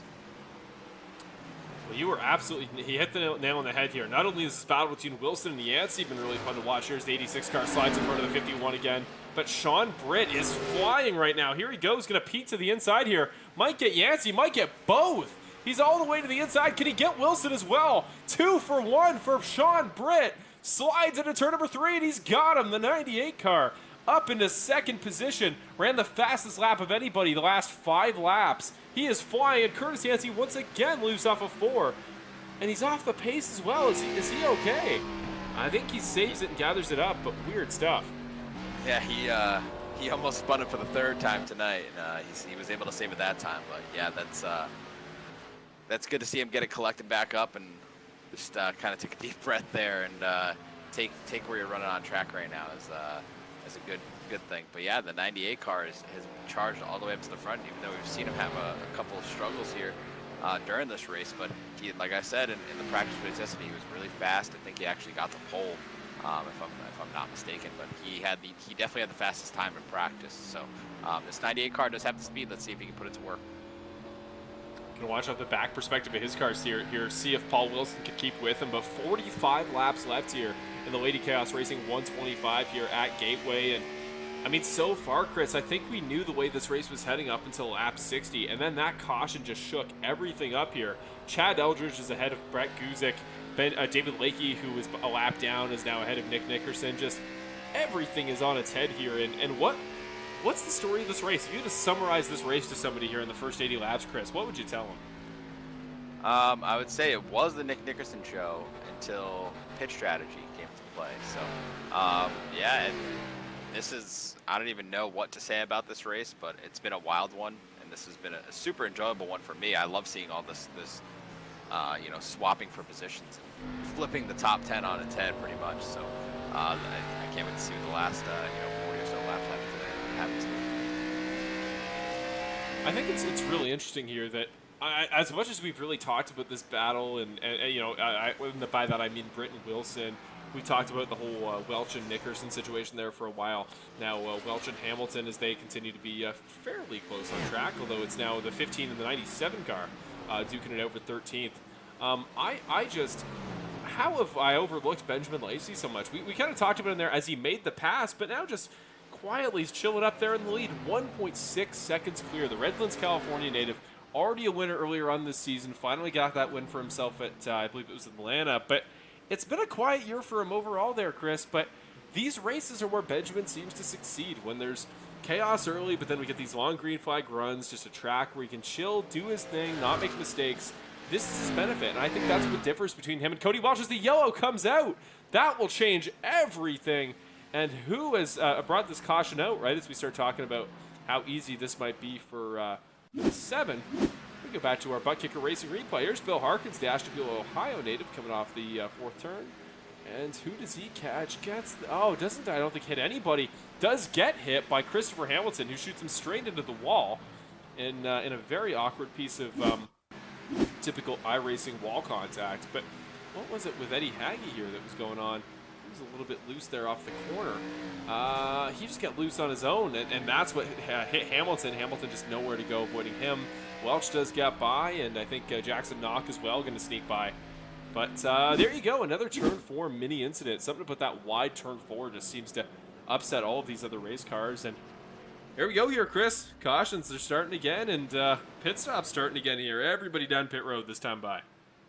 Well, you thought you had this race figured out, guess again, because it's about to get crazy. I know everybody's coming down and putting 4 on these cars. I don't see anybody taking 2 at this point, as it looks like the 76 is staying out. He is. Interesting call there. I mean, the bonus point, I guess, will be nice. That'll be nice for his campaign. But like 40 laps to the finish, we're getting towards the end. I'm surprised he's making that call. So 2 tires there on the last stop. Chris, I'll throw it to you here from the driver's perspective. Like, you said 2 tires not going to be a huge worry. I'm trying to figure out why guys decided 2 tires was the right decision. Like, they will have extra sets, right? There's no chance somebody can't take 4 here with the number of pit stops we've had. I don't foresee that being a possibility, as we're seeing a shakeup for the lead once again. So I think this is the reversal. I think the guys that took 2 earlier, that took 4 earlier and were fast in that last stint are taking 2 now. And I think Welch, Guzik, and Nickerson are going to take 4. But this has been fascinating the way this turned out. Welch still on pit road as you let Hart, Hagee, Greenwell, now Condis go by. He's just parking it there. Something, I guess, going wrong for the 85 car. But, yeah, I think this is the reversal. I think guys just didn't have enough full sets of tires. And I think the guys that took 2 earlier had to take 4 on this stint and vice versa. So, really fascinating stuff. I think the 85 car, a little bit of leftover damage maybe, and not enough quick repair. So he's fixing as much of it as he can in the pits right now. He's got to get out, or else he's going to get put a lap down here. Still on pit road. This could be the worst situation possible for the 85 car. Is he going to exit here? Like, he's not locked in. I think he'll get out in time there. Now he's leaving, but weird situation for him. But now Mark Allen Bivens will lead the field. Paul Wilson's on the second row. Dawson Guzik off a pit stop, not off cycle. Dawson Guzik is on the second row. Great job by him tonight. This is going to like completely upside down here, Chris, and I'm loving it. Yeah, I mean, this is the kind of race that I think that I thought we were going to get. I didn't think it would have this much kind of crazy strategy games going into it, but I'm here for it. And yeah, I mean, that 7 car was looking quick, and I don't know if he can march his way back to the front here. He's gonna have the 2 car all over him, but yeah, that 7 car was looking mighty quick there. And we were kind of talking about it right before that yellow came out. You know, he's been kind of under the radar as of late, but I mean, when I think about a guy that can string together a couple good races in a row, I think that's the 7 car. And if he gets a win here tonight, watch out at Auto Club, because they should just rename that Benjamin Lacey's house. Yeah, if New Hampshire last week was a track Cody Welch had circled, and any road course is a race Nick has circled, yeah, that'll be a race that Benjamin Lacey's particularly excited for. But yeah, I think I don't think the most wins by a regular season driver is a stat that these guys put a ton of stock into. You know, the fact that currently Brett and Nick, the only drivers at three wins each. I don't think that gets super in the heads of the other drivers in the series. But for Benjamin to get 3 wins here to round off the regular season, one in which he's been pretty consistently in that really upper tier echelon of the elite drivers in the series, but to really get that momentum heading into what's only, if you really think about it, only an 8-race playoff, not a long time. I think it would be super beneficial here, but it would be even more beneficial for obviously a guy like Paul Wilson, like Mark Allen Bivens to lock themselves in. Or if you're a Sean Britt, you want to take yourself out of the conversation for having to race your way in to make it in on points, because he's below that cutoff going into tonight. Just get a win here tonight. That's the way to do it, and make it nice and simple. No ifs, ands, or buts. Yeah, that's your easiest way in is getting a win. I mean, I guess it's not so easy here in the Bandit Racing League to get a win, but that definitely simplifies your problem there. But yeah, we're gonna see what the 76 car has on this restart with those older tires, and I don't even know what the 86 has on his car right now. So I guess we're about to find out. I cannot wait to see who wins this thing here. I think this is going to be a fun final stint here, folks. 38 laps to the end here at Gateway. Bivens' late start really spins the tires, but we are off and running for the final 38 laps here at the Lady Chaos Racing 125. Peeking to the inside is Yancey. He's going to try it up the inside of Wilson. Guzik going to go to the high side, and now the 76 car going to try to break away as best he can there on old tires. 51 car kind of took the line away from the 7 car, checked him up, checked the 2 car up. They're still charging down the backstretch here. I didn't see it in the chat. Do we think we have a new winner here tonight, or are we going to see a repeat winner this season? Put that in the chat right now. I need to know. I'm not going to say first all-time winner. Give me a first winner this season. I just have a feeling we're going to see something different as it's Mark Allen Bivens and Paul Wilson breaking away up front. They're going to want to do their very best to get momentum, but they're really loaded up at this corner here. Dawson Guzik is around. Yellow flag comes out. He's caught by the 15 and the 1. 2 GFR cars in the same corner, both slamming into Dawson Guzik in the 44 car. I just mentioned maybe this is an opportunity for really good points for the 44. He was in a good spot, but getting in a wreck is obviously the last thing you want to do in that situation. Christopher Hamilton caught in that. Heartbreaking stuff. Now the 15 car missing the front hood assembly, and he already had a wreck here earlier tonight. The GFR guys could just not catch a break. Yeah, I think that's going to probably be the end of the night for the 1 car as well. I don't foresee him being able to repair that car to a competitive state. So he might park that thing on pit road and get out of the car. We'll have to see. But yeah, tough break for the 2 teammates of Nick Nickerson and Kevin Foster there at GFR Racing. This race isn't going their way like their teammates is. Another car involved there who now has significant rear end damage was Cody Welch. He got caught by the ricocheting 15 car because, of course, being at the back of the field, the worst place you can possibly be. So night potentially not over for Cody, but you got to think his contention is getting less and less likely by the lap. Mark Allen Bivens is coming down pit road here. I found that kind of interesting, considering that was such a quick yellow, and he was in second, I believe. So, yeah, interesting call there by the 76 car, but we'll see how that works out for him later. But that's going to put the 86 car to the point here. But assume he's going to take the outside, so that would put the 7 car to the bottom and the 2 car on the bottom. So, oh, this is getting wild up here at the front of the pack here. I'm just thinking, like, I don't mind it from Bivens because, like, he had to, I think, pit one more time, right? He didn't pit on the last cycle with the other drivers, hence why he was in the front of the field. So I don't hate it because obviously he has to come down pit road. I wouldn't wait for another one here now because you'll still be on a tire advantage if you're Hamilton or Bivens or Nolan Gross, who's now just exiting the pits as we speak. These guys are going to be on fresher tires than the rest of the field. What condition their cars are in is a different question because obviously a lot of them have been involved in recent wrecks. Important to note that I do just want to mention now that I would not have predicted. Curtis Yancey currently sitting in the 4th spot here, Chris. We talked about how this is a race that's had a lot of adversity for the 51 car. I want you to take a guess how many pit stops Curtis has made tonight. I'm going to go with 5. It is 6 pit stops for Curtis Yancey in 91 laps. That is usually a number that does not result in a winning performance or anything near it. But somehow Curtis Yancey will be on row number 2 in a very advantageous spot, even on the more ideal outside line. So there you go, Chris. This proves, if nothing else, you never give up in the Bandit Racing League, or at least you shouldn't, because you never know when it'll turn into a sudden last-minute top 5 or even a podium like this one. Yeah, kudos to him for constantly fighting back and not getting overly frustrated. Another guy that needs to have, some kudos given is that 8 car of Kevin Foster. He took the chance on staying out on older tires than the rest of the field, and it worked out for him. He was sitting way back in the field there prior to doing that little bit of strategy call, and the strategy worked out in his favor, and here he is sitting in 6th position. So, that worked out perfectly for him, and hopefully he can maintain that track position. One guy who's just looking here on Skype does not look particularly happy about the way things have played out tonight is Ricky Hart Jr., and really can't blame the guy. Just looks frustrated with the way everything's played out, and I think a Ricky Hart Jr. with a fire under him is always a guy you want to watch out for, and obviously former champion, guy with the win this season, automatically in the playoffs. Doesn't have a ton to worry about for this particular regular season ending, ending portion of the season, but man, in those playoffs, I think he's going to be hungry, and I think there's a lot of tracks there that are going to support his driving style. And similar, intriguing situation for Connor Gibson, who will make, I believe, unless things really go wrong the last couple races, should make his first career Bandit Racing League playoffs. And we'll see what that 31 car does. 5th in the regular season, 8th here tonight, always up there in the conversation. I'm fascinated to know, Chris. I'll even get your perspective here. A guy that's really capitalized on consistent results here all season. Always seems to be up there in the top 5, top 10, but maybe not that podium or race-winning pace. What sort of results do you think that strategy will foster in our elimination-style sort of chase season we have here in the playoffs?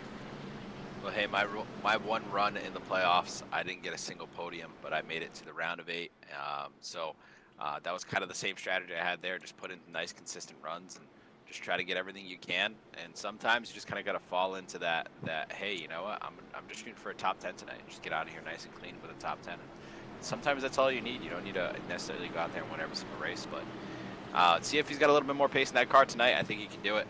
Get up in the top 5 and maybe get himself his first podium. And I think in a while, I think he was at the podium early in the season. But let's see what they got in this restart. Here we go. Paul Wilson going to lead us here off the start. 86 car's been fast all year, but the number of starts he's had tonight up front, I think, has been a record this season. Let's see what he can do. 86 and 51, good run on the outside. 7, not quite so much, and the 2 stuck behind him. Not bad, though. 86 car should hold on into turn number 1. No, he shouldn't. Here comes the 7 car. Holy cow, what a run. We quickly cut back to a front perspective on the 86, and suddenly the 7 car is by. What happened there, Chris? 7 car got a good shot by the 2 going into 1, and he just had the preferred line there on maybe the newer tires, but he's got a mirror full of that 2 car. Let's just hope he can hold them off. Sounds like Nick, unlike most of the audience here, does not want to see a new race winner. He says, okay, Ben, you go up to the front, and Lacey and I will try to lock this thing down. Now, 3rd place battle here, Paul Wilson and Sean Britt, the 2 cars, the 98 and the 86, with very similar storylines so far this season. Decent points for both, but have yet to score a win this season. So Britt now going to capitalize. Brett Kuzik, who's had a pretty quiet night so far tonight, going to go with him. And now here's the chase. These guys got to find some pace if they're going to go track down the 7 and the 2 car. And the 7 and the 2 are all over each other here. The 2 car right on the back bumper. Is he going to give another big shot to the 7? Slides it into turn number 1. Lacey just gives him the lane. Goes wider off the outside line. You got to think he should get the move done again. Back down the straightaway. Does he have the lane? Does Lacey? He's just to the inside. What can he do in turn number 3? Drive it in deep here, hopefully pick up the throttle a little bit sooner than the 2. And he gets it done. Meanwhile, while all that was going on, the 51 car and the 86 got into each other pretty hard in 3 and 4. And we're going to get a caution. Yes, we are. Wow. I think this is going to make the finish so much more intriguing with all these constant yellows. Who was it this time? It's like Jackson Knocker has gone off the racetrack, last week's podium sitter. And yeah, the 86 car around Paul Wilson all the way out of contention in just a couple laps time. I think that's been the story of the night here, Chris. Just promising drives interrupted by one unfortunate corner. Yeah, I saw the 51 and the 86 getting into each other, and then they were all over the track, and cars were going all around him, so I wasn't surprised to see that yellow. So yeah, you see the 86 car up in the outside wall. He catches the 00. That's what got them involved. But yeah, what was it here between the 51 and the 86 that we were talking about? So here it was into turn number 3 here. You see the 86 of Paul Wilson, the black car with white stripes. There's that 51, big send by Yancey. Just clips the left side, kind of shears that side of the car off. That puts the 86 in the fence. And the 51 car as well of Yancey just never really got that momentum back. He's now pitting as we go live here, coming down pit road, trying to find his box. He'll go back to 15th, which has really shaken the order up. It's put a lot of guys that, again, weren't really in contention most of the night in good spots. Chad Eldridge will be in 6th. And an important one to mention here, Chris, Jason Greenwell now finds himself in 7th. Remember, he is not in a super favorable spot with the playoff cutoff, but he's definitely close enough that he could probably sneak back in. And a 7th place tonight, especially ahead of guys like Lakey, and especially guys like, not Kevin Foster, but who's the other name that's kind of in that part of the order? I think Sean Britt as well. He's close enough to him. He shouldn't lose major spots. This could be a big one for the 83 car and the 11. Good on Chad Eldridge. Yeah, absolutely. Jackson Knock just involved in that yellow there. He's sitting in 10th in points. So, yeah, that's a good run out of Jason Greenwell. That will definitely, if he can manage to bring this thing all the way home, that will definitely close that gap, and hopefully he can just bring it home. I know he's had some bad luck as of late, and I feel like he probably feels like he's a little bit of a magnet for these wrecks, but just got to stay nice and consistent here all the way through the end and hope for the best. Yeah, it could be a big night here tonight for Chad Eldridge, because career best finish in the Bandit Racing League, 12th back at Daytona to start off the year. Up here in 6th right now. This could be a big one for him. I've always thought that paint scheme is pretty sweet. Looks like something futuristic that we just, as a society, haven't invented yet. I like the colors. I like that number font is crazy. I wish we had it for the timing tower, but really cool car. Driver I don't know a ton about, but if tonight he can find a way to the top 5, maybe even the podium, maybe we'll get a chance to learn about somebody new here in this series. But front 2 here, Benjamin and Nick, 2 guys that we know very well in this series, both winners this season, and then the very hungry Sean Britt, who's back in the equation, has a better fast lap than Benjamin Lacey, hasn't quite run as quick as Nick on his best time, but you know what time it is here, Chris. We got 25 laps to go here on the next restart. Where's your allegiance line? Who are you feeling? Where is the what do you say?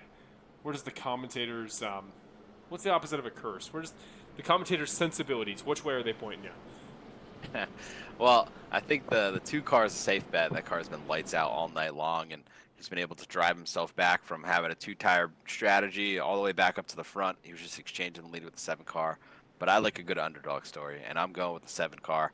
He started off the race on the wrong foot. He drove himself all the way back up here. Now he's sitting here up in the lead. He's going to have the preferred lane here on this restart. I think he might be able to get it done tonight, and that's where I'm going. Well, here's the thing, as from my perspective, is I'm not a betting man. I'm not a sports bettor. I don't place money anywhere. As usual, if I had to put money down, I like to bet favorites because I just think the world is a little bit boring sometimes. If I had to guess, if I had to put money down, we're going the 2 car. But that's boring, and that's not very sport entertainment of me. So we're going to go with a guy that I think is genuinely the second best pick. Something about me feels like he'll get a good run on that inside line. I feel like he'll get off to a good start with how quick Nick will try to be. And I think Sean Britt is my pick to come away with this thing in these last couple laps. Just so much promise. He's come so close. Is tonight the night? Very well could be, and he definitely needs it for that playoff cutoff. So if he doesn't get that win tonight, Chris, I think he's going for broke. Oh, I would agree with you. And don't forget about your original race pick of the 8 car of Kevin Foster. Yeah. He's sitting there in a pretty good spot, too. So you're doubling down everywhere tonight. Yes, sir. We have a lot of contenders we've spoken highly of here in contention. Here we go, folks. 25 left here in the Lady Chaos Racing 125 at Gateway. Who's hungry enough to chase down Lacey? Benjamin Lacey leads into turn number 1.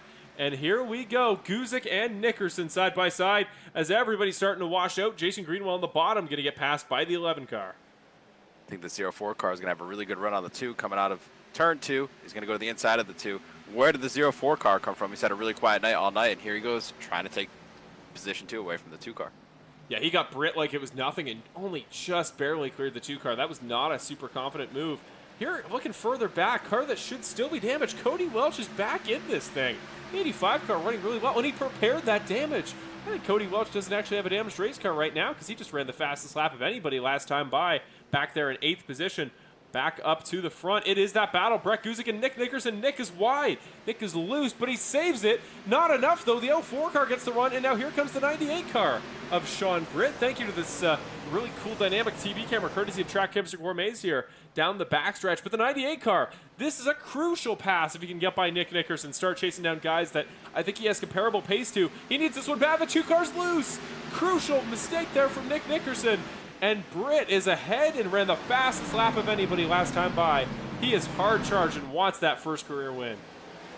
Oh, he sure does. You can tell he's hungry. He made that pass, and he used all the aggression he could to get into the outside of that 2 car.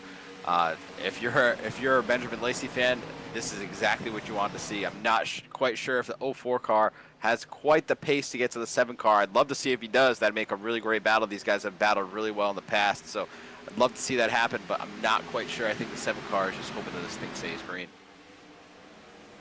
You know, I don't know why I threw not even shade, but a lack of confidence there in Benjamin Lacey, because this is what he does. He just gets the lead and locks it down, doesn't make mistakes. I don't mean to jinx him, but man, this is just, I think it's playing out into his hands well. He's in a good spot right now. The guys behind aren't catching too fast.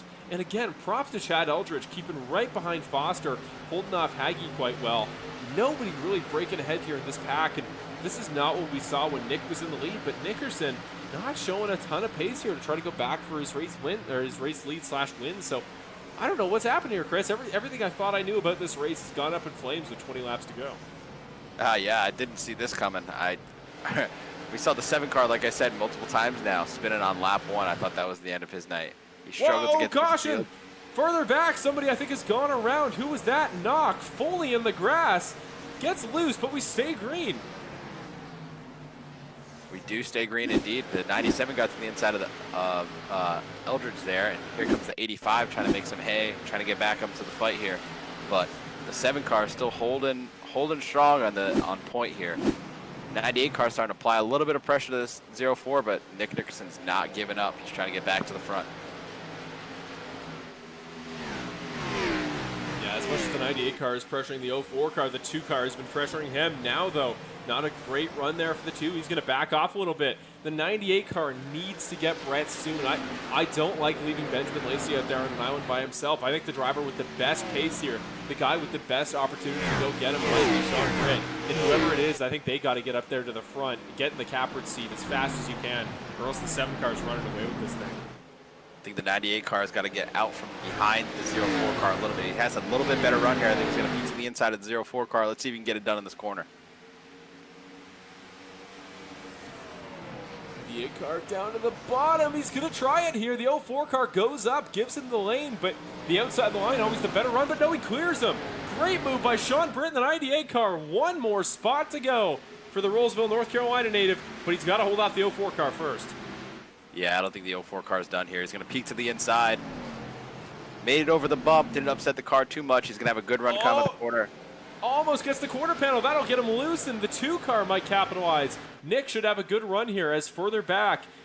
We've seen a couple guys move up. Hagee now 6th. Welch now 7th. Eldridge drops down to 9th.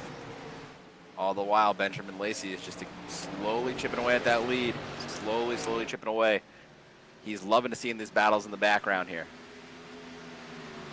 17 now laps to go. That'll be, well, if we run the pace we've run, that could be about 9 minutes here. Not a lot of time when you put it that way. But if you're Sean Britt and you feel confident, that should be enough time for you. And I think he's been faster almost every lap than Lacey on this stint. But, I mean, think about it here, Chris. Think of the stress, because, first of all, you got to go get Benjamin Lacey, one of the best in the series. But even if you get him, you got to hold off the very hungry Brett Guzik and Cody Welch, or not Cody Welch, Nick Nickerson right behind you. Like, this is not over whatsoever for Britt. And, like, as a driver, how do you balance that? That worrying about the defense, but also trying to track down one of the fastest guys in the series ahead of you. Oh, it's so tough, especially with the 04 car just filling up your mirror like this. It's one thing to catch him, it's another thing to pass him, as they say, and he's trying to manage both. I think if you're the 98 car, eyes straight ahead. At a certain point, like, if Brett gets under you, like, great, you know, give him the line. But until then, just this view, like this nose cam, just look straight ahead. Just watch the back bumper of that car and try to make it closer and closer each and every corner. Take what he's doing, learn from it, make those little improvements on Lacey's line. That's how you're going to do it if you're Sean Britt. And I'm, obviously, I'm always fairly impartial in these races, but man, I would love to see a guy that's worked so hard here to get in this position, who's had to fight through adversity here tonight, like Sean Britt. I'd love to see him capitalize on this. I know we have some really exciting racing as Yellow we're getting flag. a caution. Holy cow! Curtis Yancey, butt kicker racing replay, just got tangled with the one car of Ricky R. Jr. Oh, tough night for both those guys tonight. Yeah, just simple as that. Washes up a little bit, gets loose, hits the 51 car. But here we go. Looking live at these guys on Skype. Everybody looks stressed. This is crazy. Everybody at the front of the field not particularly looking super confident. One guy who is looking chill, though, I want to shout him out here. He's just having a nice, solid time there. Nolan Gross here, currently sitting at 13th. Good day for him. He's moved up 5 spots. And you see that live on Skype. He's just chilling. He looks relatively comfortable. He's warming the tires up, trying to go for a top 10 here, which is not out of the equation, depending on the way this comes together. So I want to just take a quick. We got the 04, the 2, and the 8 coming down pit road, going off strategy here with 10 to go. Oh my goodness! What do you think, Chris? I like it. I like it. Go for broke. Oh, I don't know.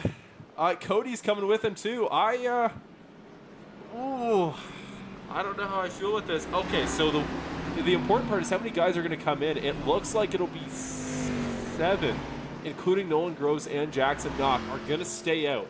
So Guzik, who is leading this pack, going to cycle out to 8th, Nickerson to 9th, Welch to 10th, or Foster to 10th, and then the other one to 11th.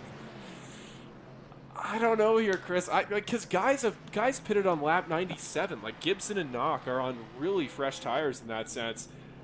They're the biggest beneficiaries of this. This could be another good result for Knock. Welch is out. He's just was that a gas and go or maybe just 2 tires? He's out of pit lane in a hurry. So the 85 car back in a good spot, but obviously only just barely better tires than the rest of the field. I don't know. We're gonna be what, 11 laps to go? Maybe 10 laps? Like, I don't know how I feel about that, Chris. I don't know either. All I know is I'm absolutely loving this race. And if you weren't excited about the finish of this race, I do have to say I'm gonna steal your thunder a little bit. Bill Harkins, league owner, actually saw your request for hoodies for the Cody Welch merch, and he delivered. So he actually parked the car and went ahead and got those uploaded. So look at that. The hoodies for Cody Welch merch will be live by the end of the race, I believe. So you can go ahead and check out our store after the race and check that out. But yeah, it's exciting racing, exciting news. This is an awesome race. I'm loving this. That's unreal. So take that, NASCAR. I'd like to see you put up a piece of merch in the time it takes the race to happen. That's awesome. And hey, I mean, what better time to buy a Cody Welch hoodie than potentially a race where out of nowhere he could be in a spot to win it. Fresher tires than the guys in front. Starting at the head of this field. I know Brett's on newer tires. Kevin Foster actually as well. He jumps his teammate. Don't count the 8 car out. Gibson's up in the top 4 now. He's always getting good point spots. Bivens is in the top 5 again. He's got a chance to go for the podium he didn't get last week. Eddie Haggy in 3rd.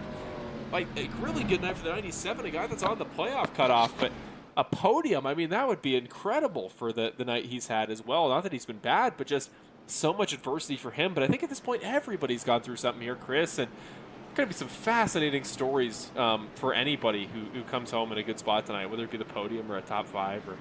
I'm loving tonight's race. This is the most fun I've had in the Bandit Racing League in a long time. Yeah, this season has been absolutely fantastic. And if you haven't watched any of the races prior to this one in this season, please go back and watch them because they've all been killer. And yeah, we're having so much fun up here. And I hope you guys at home are having fun as well. But we're in store for a real good one, and I'm staying with my race pick. How about you? You staying with yours? I'm saying my late race pick, the 7 car, lucky number 7. Yeah, I mean, our race picks here in the last restart are on the front row. Lights are off. It's going to be a 10-lap dash. You said tires aren't a huge thing. I'm going to go off your info here, Chris. I'm going to take that piece of information and run with it. Yeah, I'm going to say I think I'm going to stick with the 98. I think Lacey's got a really good shot. I just think the 98 car was already closing in. Now he's got that good track position. I think he's going to be hungry and he's going to go for him. But some little part of me, I know we mention it every week. We sound like such a broken record. But I actually like the situation Cody's put himself in. And I'm just going to say, I wouldn't be surprised. It wouldn't blow my mind if somehow, after the hoodies, maybe the hoodies are the magical element that have just introduced a chance at the win for the 85 car. But also, the 04 car is going to be wicked fast. I think if he can get by Cody, he's got a good shot. But I think it's Lacey's to lose right now. He's got the best spot of anybody. But we'll see what Britt does here on this restart. I am pumped here, folks. Let's get going. Let's get excitement in the chat. Let's hear race picks if you guys got something. Let's hear how you're feeling about tonight's race. 10 to go here for the Lady Chaos Racing 125, and chaos it has been indeed. Green flag up front. I am pumped to go here. 7 and 98 on the front row. 97 and the 76 get a good run off in the second row. What can Britt do? Haggy gonna peek it down to the inside line, but backs out already. 85 car up the inside. 3 wide, 2 rows. He's up to 5th already. Further back, a wreck. Knock puts it into Gross. Gross puts it into Hart. Condis goes around. 84 car goes around. Crazy restart. And Benjamin Lacey and Sean Britt hold on. Bivens is in 4th, but Cody Welch 4 spots in the better part of about 0.3 of a mile. That was one heck of a restart by that 85 cow. car. He just put it where it was that no one was, and he said, I'm going for it. So, I mean, that caution, I think, actually helps his chances here. Well, we're going to go green with about, say, 6 laps to go here. So, oh, man, if he can do that much ground in about a quarter of a lap here, man, our original picks here for the second half of the race may not look so good because that 85 car could be dangerous. Oh, we're going to go back after we see the Butt Kicker Racing replay. We're just going to watch Cody's whole restart there because that was nuts. You can already see here the 85 car just shooting up through all these cars. I think it's the 00 gets a little bit wide. He catches the 02, who then it just spirals. The 02 car sitting perfectly still, straight sideways. The 15 hits him. The 32 gets into it. The 51, the 84. Everybody involved on that one. But nutty stuff. Here we go. Here's the replay from that restart for Cody's perspective, and boy, that's what I was talking about earlier with the interview with him. Just, I know he's a fan favorite, but that's not the reason we give him so much attention. It's because he's so freaking fun to watch. Like, he does crazy stuff like this. Watch the replay. Still damage to the rear bumper of that car, I should know. That is not a perfectly clean race car in the 85, but just the Red Sea just parts in front of him. Like, that was unreal the way that happened. The 97 car gets loose as well. The way he was running there, I would not have been surprised because he clears the 97 car before the yellow comes out. Almost wouldn't have been surprised if he would have gotten 3rd place there on Mark Allen Bivens, because remember, Cody's on fresher tires. I don't know if this caution was what he wanted, because now another restart. The restarts have not seemed to go his way tonight, and with a damaged race car, I think the momentum was going to be more ideal than getting us all frozen here again. But Brett Guzik down pit road here. What happened to Brett Guzik? I'm seeing that he got the EOL penalty for that last incident there, so I'm sure he sustained some damage from that. So yeah, tough break for the 04 car as he was sitting in second there prior to that original caution. Really? Well, I'm trying to think what Brett Guzik did here. Gonna go back to the replay. Yeah, I'm thinking the same thing here. I don't know if he's disconnected. Yeah, it looks like he's disconnected for the night. Probably some, he did. Wow. No, that's a wow. The race that we have Race Control sponsoring, that's a pretty good call. He hit the 00 pretty good. That was what was the principal part of the caution. That's what started it off. I mean, strict call, but I mean, he did hit him. There's no doubt that he definitely got in the corner panel a little bit, trying to, obviously new tires, you have the momentum, you want to get going. I don't entirely blame the mentality, but Wow, big call there from Race Control. Yeah, that puts Brett totally out of the event there, and just a couple laps away from the finish. Unreal. Don't look now, though. Don't look now. It looks like the 85 car is going to be starting on the outside, which has been pretty much the preferred line all night long. Bold move by the 7 car, taking the bottom for the second straight restart in a row. Oh man, I don't know.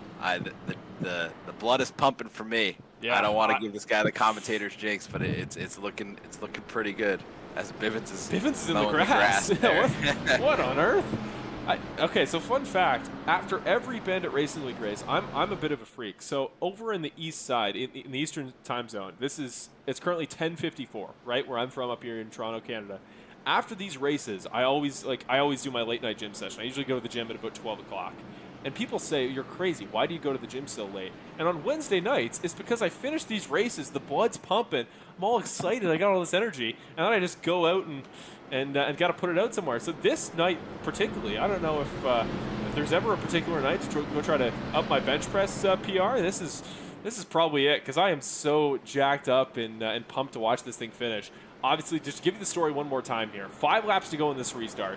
Benjamin Lacey's dominated the later portions of this race, but he's on old tires. Sean Britt on the outside row, probably the hungriest driver, except maybe Cody Welch in this top 5, maybe even more, because he's trying to make the playoffs. He is on equally old tires. Same with Bivens, who's on a little bit newer rubber, not by a significant amount. First driver on 2 tires is Cody Welch, who starts on the outside of row number 2. And talk about hunger. I was going to say hungriness. Cody Welch in that equation.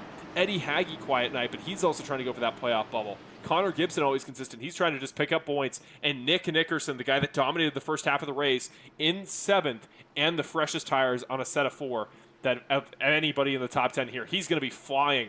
5 laps to go here, Chris. Lady Chaos Racing 125. Who will win it at Gateway? Let's find out. Already pushing the 98 car. Cody Welch gets into him. Green flag and Mark Allen Bivens. A way better start than anybody behind as green flag flies. And Cody Welch and Eddie Haggy are going to go side by side. Already the 2 car flying up the field. He is already in contention off of turn number 3. Things are getting wild. Yeah, that was a great restart of the 7 car. Both the 85 and the 2 had a little bit of checkups there. As you're going to see, the 85 is going to dive it on in there. Nowhere to go. The hole's blocked. Every second that passes. 3 wide, it's coming. You can see it. The 2 car is stupid fast right now. He is going to be in contention here quick. 85 car has to be careful how he handles this. The 7 car is quick up front. Look at how he dives it in. Cody Welch almost hits Britt. He does tap Britt, but gets it saved in the corner. This is going to go nuts. Welch might have left the gap open. I can barely speak here. 4 laps to go. Lacey up front has a half-second lead, but he's on older tires. Don't forget that. If the 85 and the 2 can clear, they might have a shot. But remember, the 2 car, newer tires than the 85. Cody Welch trying to move Britt. Britt is wicked loose. Yellow flag comes out. We will have another restart as it's, again, Curtis Yancey. I don't know what the record is for wrecks in a race. This has to be getting up towards that point. Dawson Kuzik as well, similar point. These guys have had crazy races and get involved in another one to bring the yellow out. Oh, Chris, my heart can't take this.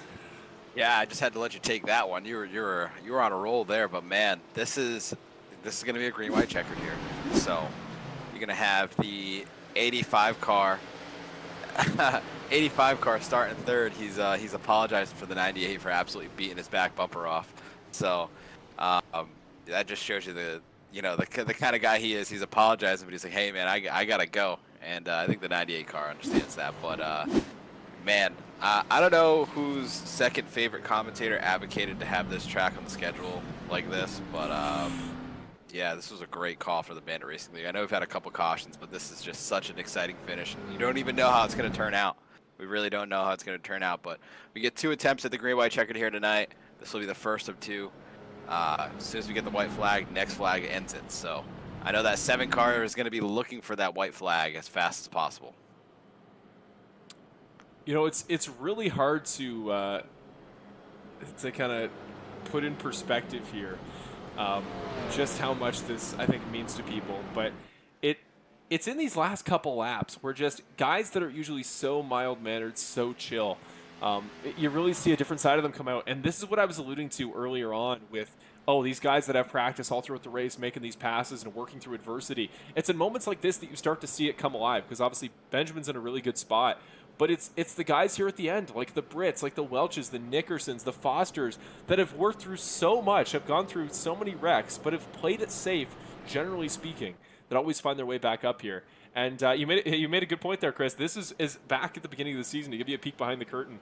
I played a larger role this season in trying to dictate the schedule based on not only races that I think would make for good on-track product, but also entertaining product here in the broadcast booth. And this is one of the first ones I mentioned as being one that we wanted to see. And I think it's put on exactly the show we wanted. I know there's been 12 cautions, folks, but the racing we've had in the middle, the storylines that have come out of it, and the fact we're going to a green-white checkered with 2 laps to go, I don't think this is disappointed at all. I think this is exactly what I and the others that wanted it on the schedule were hoping for. Yes, absolutely, and I think that this has got to be a staple in the schedule for years to come now. And I'm so excited we tried this out. I think it's a great success, to be honest with you. I know that we've had some cautions, but there's been a bit of a learning curve. But man, this has put on such a great show.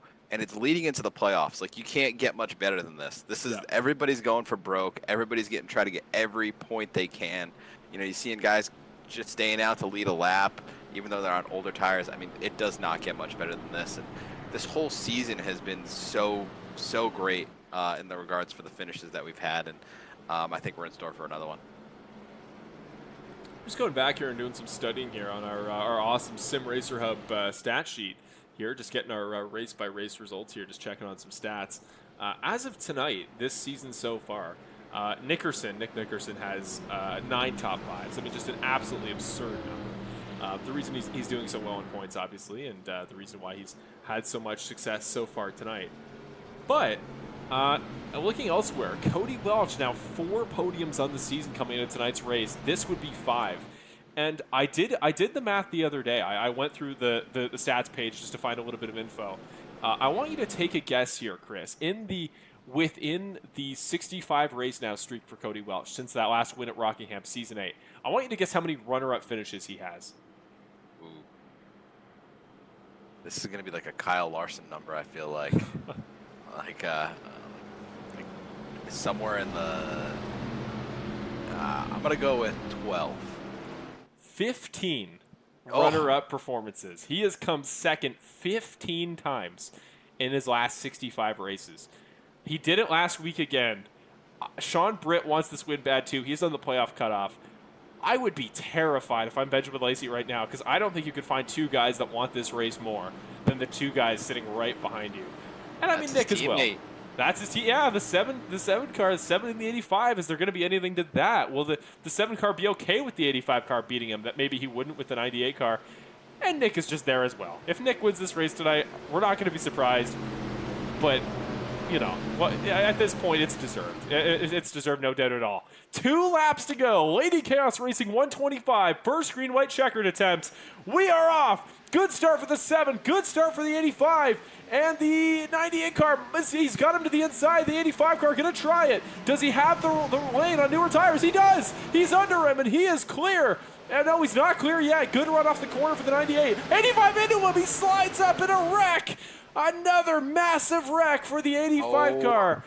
My God. He was going to try it. I saw him slide up, and I was like, oh, I think he's going to wash out. And sure enough, massive wreck here. Are we going to get another? We should get another restart here, right, Chris? We get one more. One more.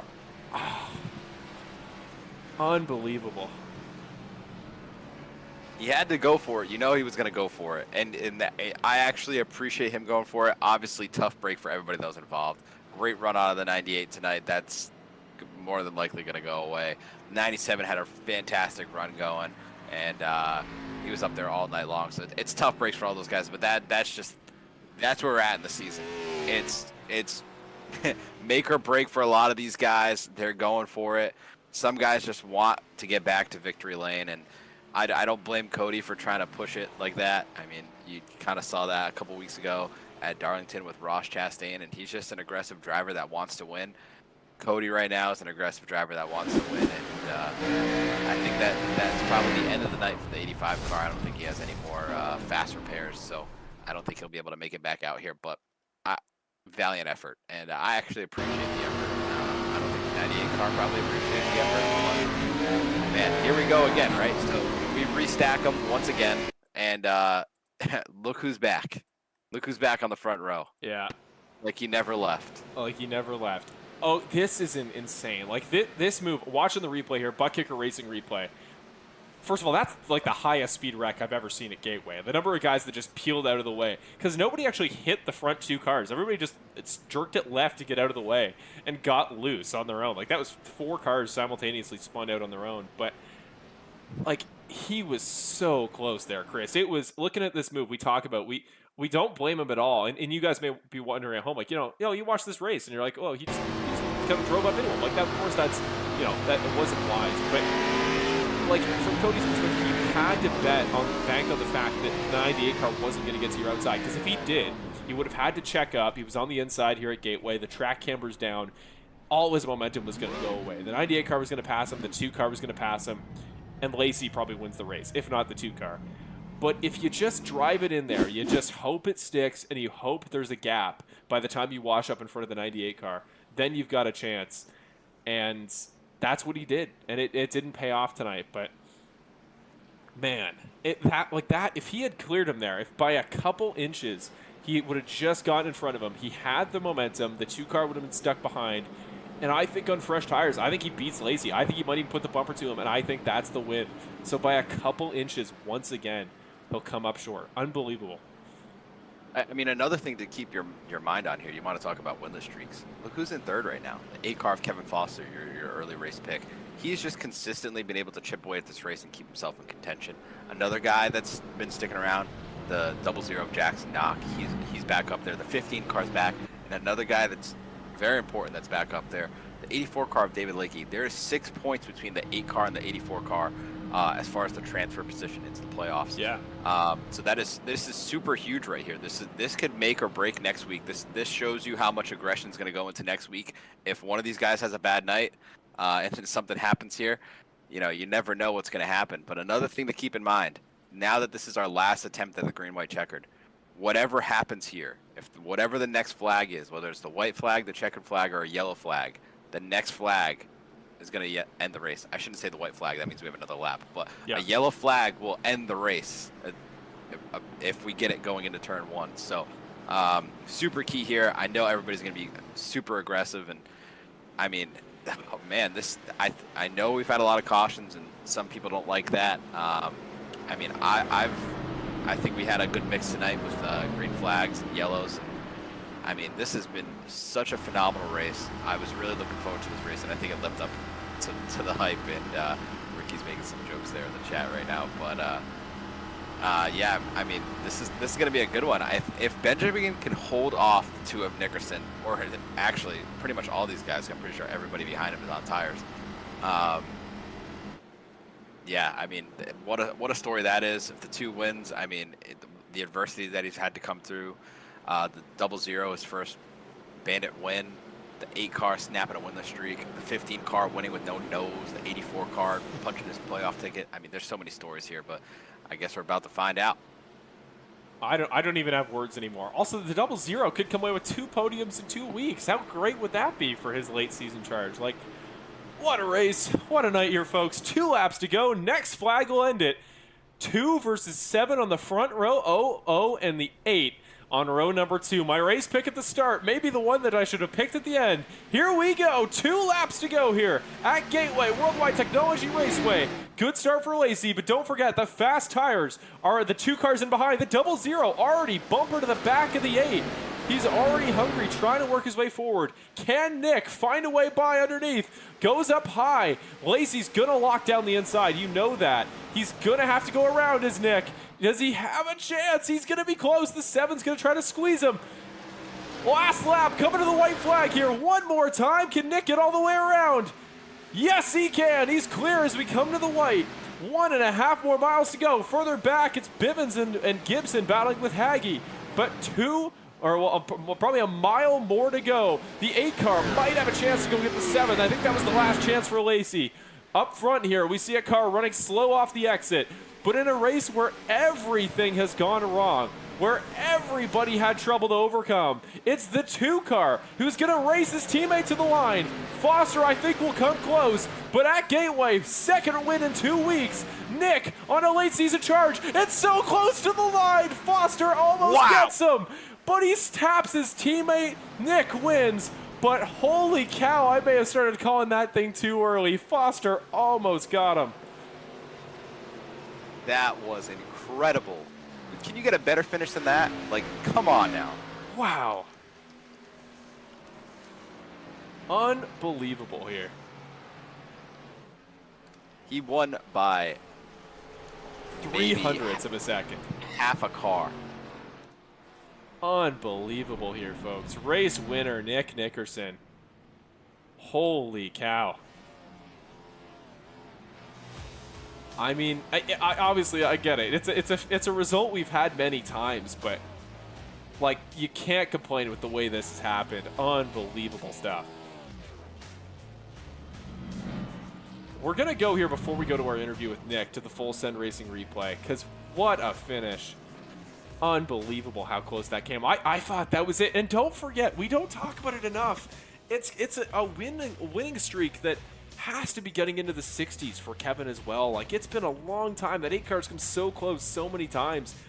I thought that may be the one, but just couldn't do it, unfortunately. It was so agonizingly close. Here's the replay from the back of Kevin Foster's car. Watch as he comes off of turn number 4. I'm thinking this is over at this point. I'm already calling Nick as the winner. I'm coming up with something the last corner. Just nails the exit. I mean, look at that. Just so much speed and almost got him. Incredible finish, incredible race all the way around. I mean, you can't say enough about it, and I think that this is just the Bandit Racing League as a whole. These guys are phenomenal drivers, and I just love coming up here each and every week and watching these guys do what they got to do. It's so much more fun than being in the car racing against them, because I mean, look at the whooping that they put on everybody today, especially that 2 car. He saw it all, and I mean, man, once you thought you had it figured out, you didn't. And I mean, just incredible finish. Wow. I have had so much fun here tonight, folks. You know what time it is. It is time for, we're just gonna fix our camera here. It is time for our race winners interview here with the man himself, Nick Nickerson, who by literal millimeters pulls it off from his teammate Kevin Foster here at Gateway. Unreal result. Mr. Nick Nickerson, it is Marshall and Chris up in the broadcast booth. You got a copy? What's up, man? Nick, that was one of the most unbelievable finishes we have ever seen. Holy cow. I mean, as a team man, as a guy with GFR Racing, could you have written a better script than you get the pass done on Lacey on the last lap, coming to the line, and then your teammate, by almost the same margin, just misses you at the line? Could you script a better finish than that? Yeah, man, that was a rough finish. You know, I wasn't sure what I had left, and you know, I was able to get the move on Ben there, and just kind of fumbled a little bit on the last corner for that last for the checkered flag. Sorry, I got all sorts of noise in my headphones, but yeah, and almost lost the race. You know, just because I fumbled. But man, awesome job for Kevin. He really needed this. It's been a long time since he had a good finish. I mean, that wasn't just like a luck of the draw finish for him. That was actually like good, clean racing, you know. I know there's a lot of yellows of this race tonight, but man, it was a ton of fun, and I kind of feel bad for Sean. I know I know he's probably heated about all the stuff that happened there for him, but you know, feel bad for him. But man, what a hell of a race. Yeah, I can't believe it. I'm going to send you a photo here, Nick. I'm going to send you right now live the photo of the final result that I just got sent by my my co-commentator. But it is truly unbelievable how close you guys came. Like I'm amazed. Wow. And I'm never going to complain about the way these races end if they end in a 2-car win, because I know they happen a lot, but you always win fun ones. I don't know how it happens, but And then talk us back to the start, because so the moment the race seemed to flip was around lap 50, right? Like, you and Cody are quick, you're pulling away up front, I think you were going to drive off the way you were running, you were so fast in practice, but it was that pit stop around lap 50 where you and Cody pitted for 4, everybody else pits for 2, and suddenly you guys are stuck back in the middle of the pack. And I mean, you had that 4-tire stop, but I think they had 2 later in the race, but that just didn't seem to work for you guys. That put you behind the 8 ball. Do you have any strategy, regrets? I mean, it's just one of those things that could have went both ways. It could have been good or bad, and I wouldn't say it was necessarily bad.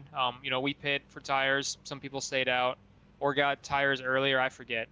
And we stayed out. We kept the tires, and some guys came in for tires, and it was going to work out to where we only needed one more pit stop to make it to the ends, but there was enough yellows to where that kind of foiled that whole plan. And at some point, I was just like, screw it, man. I'm just going to come in and take tires on this particular yellow flag. And I did. Brett came in. A couple people behind me also came in, and those were the tires to make it to the ends. So it just kind of worked out in my favor once again.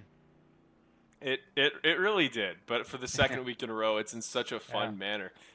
Is that the second week in a row you've had a race, kind of battle come down to the last, lap and a half? Like, what a season! I'm glad you're having fun. This is the 3rd win of the year for you, which I never would have predicted that after 2 weeks ago, where I was like, oh, he's leading the points, but like, this is kind of the most down season, quote unquote, you've had. The one regular season, I think you had 8 wins or 8 or 9. Yeah. But this year it's been more consistent. You've comfortably, I think, locked up the regular season title at this point because Curtis didn't finish the race. So I think no doubt about tonight being a productive result. But just one more race at Auto Club and then into the playoffs. And you're riding a high. You seem to capitalize when the series gets crazy. And with every race this season, it's gotten crazier. Do you feel the best you have all season? Because I feel like you've really hit a stride here that maybe wasn't there, even as consistent as you were at the beginning of the regular season. I learn a little bit more about this car every race, of course. But these are 2 tracks that kind of really suits the driving style. It drives a lot like the Xfinity car, where you actually have to pedal the throttle coming out of the corner. You don't just mash it from the center off.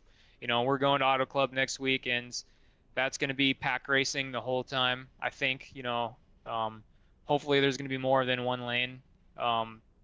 In past experience, it's been just wall riding after 10 laps on the tires. So, but we'll see. I mean, and what's kind of cool about these few races is I can really feel the track change from like the rubber being put down, and it almost always plays into my favor. That's why I always feel like the beginning of the race I'm like pretty decent, but towards the end of the race I feel like I have a lot of speed. But yeah, man, I'm looking forward to the playoffs, just to see how it goes. I mean, I got no expectations. I'm just here to race and potentially help some of my teammates out and maybe grab a win or 2. Yes, sir. Well, Nick, it's almost that time of year where I think things get even more serious for you, and maybe you get back to being as hungry as those other guys you were racing with for the finish. But you know the deal here, Nick. You know what we do. You did this last week. You'll do it again this week. Any friends and family you want to shout out? Any sponsors or anything for your win? Very well deserved as usual. Yeah, man, just the good old usual sponsors: Big Red, XL Auto Parts, Suena Diazzo, Perfect Shine Auto Spa, VIP Auto Glass, Vance Auto Parts, and Clutch Automotive. Awesome sponsors, and glad to give him another win for the season. And also two podium spots. Kevin's up next here soon.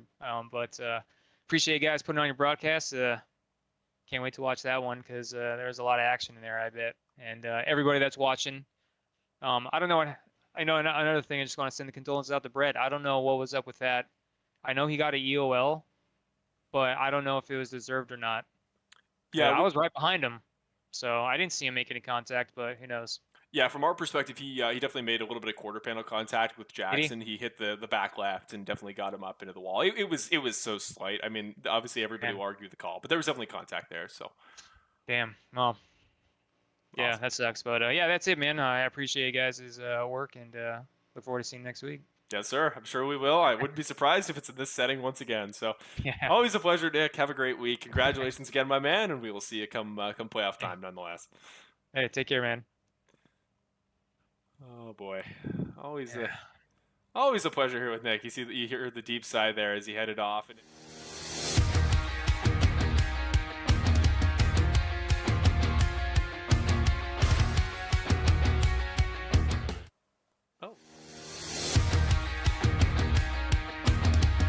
There you go, folks. We're trying to get the mic set up, but there is the final result. You see that photo there of just how close tonight's finish was here at Gateway. It doesn't get closer than that. And as we get the next interview set up, Chris, I mean, you hear him talk about it. He sounds excited and happy and exhausted. And like the point I made there in the interview, never a dull race with Nick Nickerson. Even the ones he wins, but like unlike back in the day, they're always so much fun to watch. Yeah, never count the guy out. I mean, he can always get it done, and give him the opportunity to get it done, and he's probably going to capitalize. So, phenomenal job by him. He saw some adversity tonight, and he was able to make it count. And I mean, oh man, I can't get over the end of that race. That was just such a wild finish, and man, I would just wish the start finish line was maybe just a little bit longer for Kevin Foster. I would have loved to have him do his winner interview tonight, but I'm sure he's going to be super stoked about a second place finish tonight. But yeah, Nick Nickerson, man, never surprised. I certainly hope he is. Here we go. We'll bring in Kevin Foster here tonight for your second interview with our runner-up finisher, driver the number 8. Hey, Kevin, it is Marshall and Chris up in the broadcast booth. Get a copy? Hell yeah, boys. Yeah, you were pumped, Kevin. Holy cow. What a drive, man. You had to earn that one, as everybody who made it anywhere close to the top 5 did. But you were flying through the field there. You definitely had the most productive night of anybody. So talk us through the struggles at the beginning. You got caught in a couple wrecks like a couple other guys did. And then like a phoenix, he rose from the ashes there late. Talk us through the mental progression from the beginning to the end to pull off a P2. I'm wore out. I don't blame you. Started top 10. The first 20 laps went, fairly easy there. Got caught speeding on pit road. That was my own fault. Had to work my way back from dead last there. And then it was, maybe run 4 or 5 laps, get a caution. Run 4 or 5 laps, get a caution. Was finally able to and then every caution I would come in, since I was in the back, I'd pit. And then at one time I stayed out, everyone at least pitted for gas. And when the the yellow flag came out, I had like a half gallon left. Oh, so I was going to have to pit on lap, like 75 or 80, right? 82 right in that area. And so that gave me my track position back. And then, so we pitted, the big boss, Nick, he told us to pit. And so we pitted, and then we restarted, like 12th or 13th. And then it was just, trying to knife up through there, trying to dodge wrecks. Turn 1 was definitely a bloodbath on the restarts. But I hope everyone out there watching enjoyed that tonight, because, from inside the car, it was fun. Yeah, it most certainly was from here. And that we have it on screen now. We have to talk about that finish there, Kevin. I mean, I feel bad because from a broadcaster's perspective, I was talking about by the end of the backstretch, it was like, I was introing Nick's win because it seemed so obvious, but 0.03 of a second at the line, just what do you think it was from your perspective there? How did that last lap go as you get Benjamin and then come so close to getting your teammate? Nick cleared him into 1, and I was in 3rd, and I was, I got a good run off 1. I was like, okay, get to the inside of. I wish I could have got to the outside of Ben. Maybe it would have been a little different. Inside of Ben, I know he was on a few laps older tires. And then I closed my eyes. I turned left, and then I opened them again, and then Nick was right there in front of me. I think because we were downshifting a little bit there. I don't know if he missed a shift coming off of 4 or what, but I wish he would have missed it again, maybe. But yeah, the top guys that were up there, you think, Nick, Cody, Benjamin, Ricky, Chris, when they were up front, the racing is clean, and it's really good to be up in the front, avoiding most of those wrecks. But yeah, Lacey gave me enough room there. Had one last shot at Nick, the king, and just came up 300 short there, but overall best finish of the season. And thank you guys. I appreciate it. I love being up here with you guys. No, we are so happy to have you joining us here as always here, Kevin. And yeah, I mean, with that, I think that'll about wrap it up, because man, it's almost too much to say about tonight's race, at least as far as tonight's event. But how close you came, I don't think there's any qualms with that. But tonight is huge in the points for you, And I think this is Yes. what you need. Yeah, you were so close on the cutoff line there. We talked about it a ton before the race. You beat your rivals, especially including some of them that almost didn't finish. So this is massive for you. So talk a little bit about mental headspace. Are you excited? Are you feeling good about the next week at Auto Club heading into the playoffs, and then maybe wrap that into your sponsors and final thoughts? Yes. Love Auto Club. Love that track. So expecting good things there. Auto Club Speedway next week. So I'm hoping top 2, top 3, and even a win next week if Nick can get out of my way maybe. So I'm happy there. Great points night tonight, but yeah, definitely it was in the back of my mind. I was hoping just top 10, but we got that accomplished. Almost won the race. Sponsors, I don't get to do as much this year, but so thanks, Clutch Automotive, Big Red Propane. Frank, thank you for everything you do there. VIP Glass, XO Auto Parts, Advanced Auto Parts, Sueño de Otso. Big shout out to them, best tequila in the world.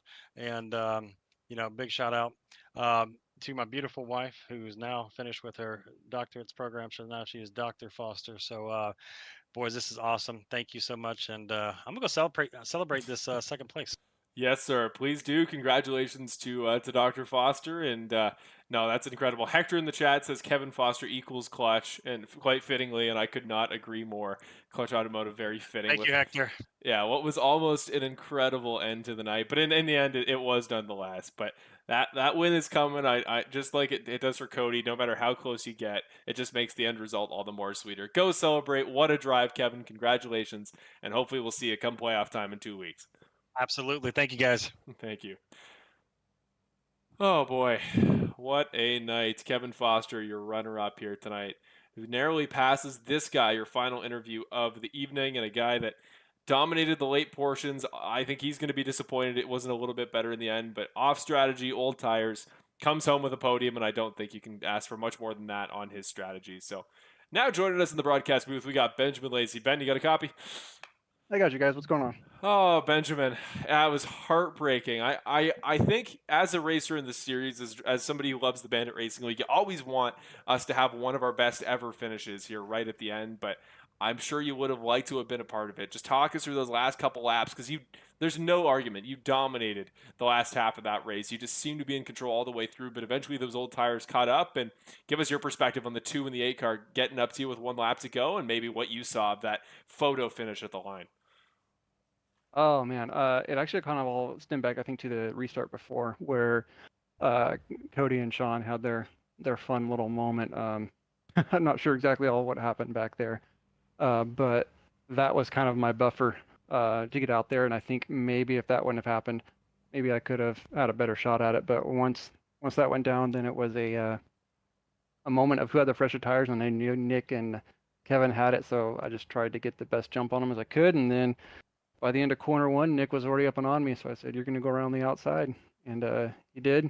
And then I thought if anybody has a chance to beat Nick, it'd be Kevin. It'd be cool to see Kevin in victory lane, so I tried to give him as much room as possible into 3 to maybe do a bump and run, but couldn't quite get to him. And then we were all kind of there on the finish, so it was exciting. And I'll take a 3rd place considering where we were with the tire situation compared to everyone else. I'll take that.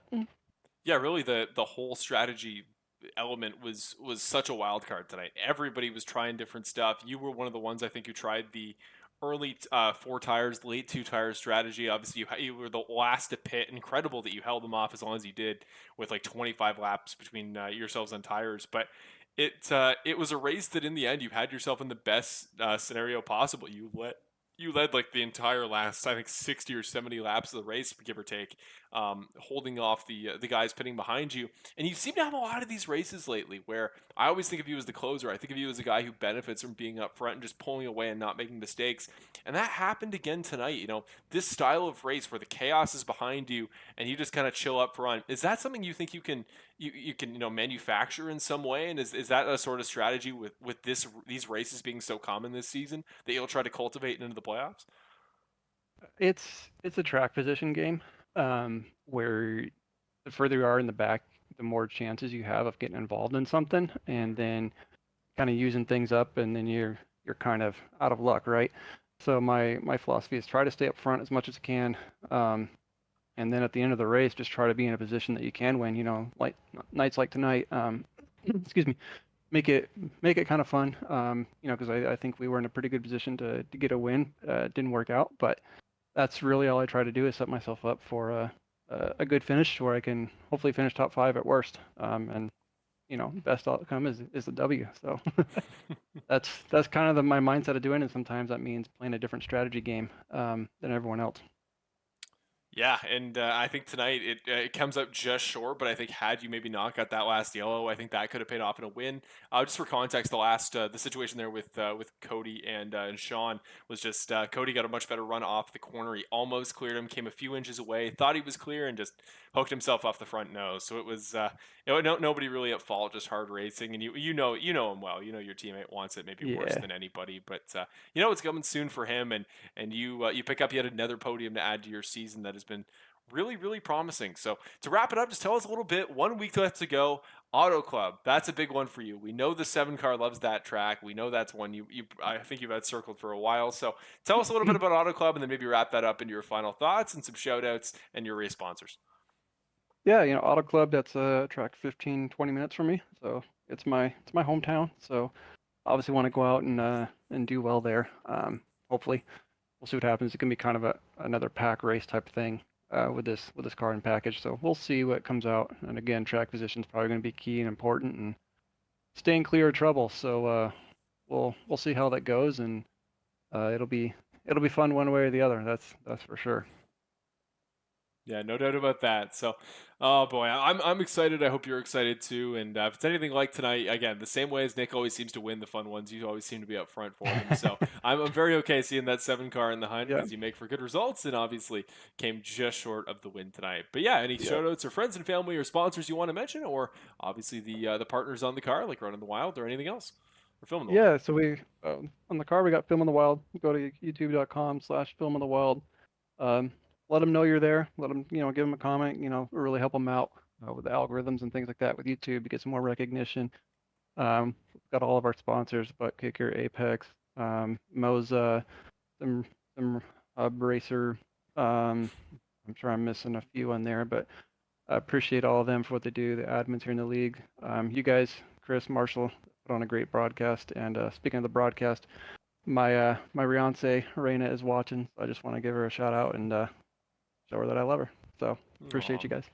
That's amazing. I'm sure you made her proud tonight. You put on a show, and I believe she has been joining us throughout the course of the broadcast and the YouTube chat. So you got plenty of support there. There's Lacey fans out there watching you, and you made them proud tonight. I got to say, again, it's heartbreaking the way it came up at the end, but you gave them a heck of a fight, and I don't think you can have any regrets about the way this ended. So we'll see you next week for Auto Club. Enjoy that 20-minute drive to the virtual track right down the road from you, and we will. I'm sure we'll talk to you very soon. And come playoff time, that 7 car is one of the other guys I'm sure will have circled on their driver lists. Appreciate you guys. Thank you. Amazing. Thank you. With that, folks, that will bring us to the end of our interviews. And Chris, just gotta catch our breaths, gotta calm down from what has been one of the great races of this season, maybe of Bandit Racing League recent history. That was such a jam-packed event from start to finish, and just I think it was the race of a storyline would come out, and we'd be like, okay, well, I think we know where this is going. It started out with Nick's going to dominate. He's so quick in practice. He's on the pole. He's running away up front. This is going to be his race. And then it's okay. Well, there's chaos, but this is going to be Benjamin's race. He often wins these ones where he capitalizes. And then it was, maybe this is that Sean Britt race. Maybe this is that first win he's been looking for that he's come so close to. And then it was, is this the Cody Welch race out of nowhere? Is this the one we've been waiting for? And then it was suddenly the race of almost Jackson not getting his first career win, and Marcowan Bivens getting his first career win, and Christopher Hamilton sneaking that win with no front bumper. Just what are you going to come away from this race remembering about it? Man, there's so many key takeaways, but I guess I could say first time Bandit Racing League went to Gateway, Worldwide Technology, WWT, whatever you want to call it. But man, did it put on a show? There was just so many things going on, and it just made it so much fun. All the little in stories here. This could happen, that could happen. Tire strategies, all this stuff going on. It just made for a really exciting race. And I'm starting to sound like a broken record, but man, each and every week I'm so impressed with the show that these guys are putting on lately. And I think that this is one of the better seasons in league history, just as far as the competitiveness and the finishes that we're getting. You never really know. Just when we think we have it figured out, I think that we're like for I don't even know how many races we're in this season at this point, but we're for whatever races we're in on picking race picks and late race picks, because we just don't know. It's just it's really tight racing, and it's super fun. And I can't wait for Auto Club.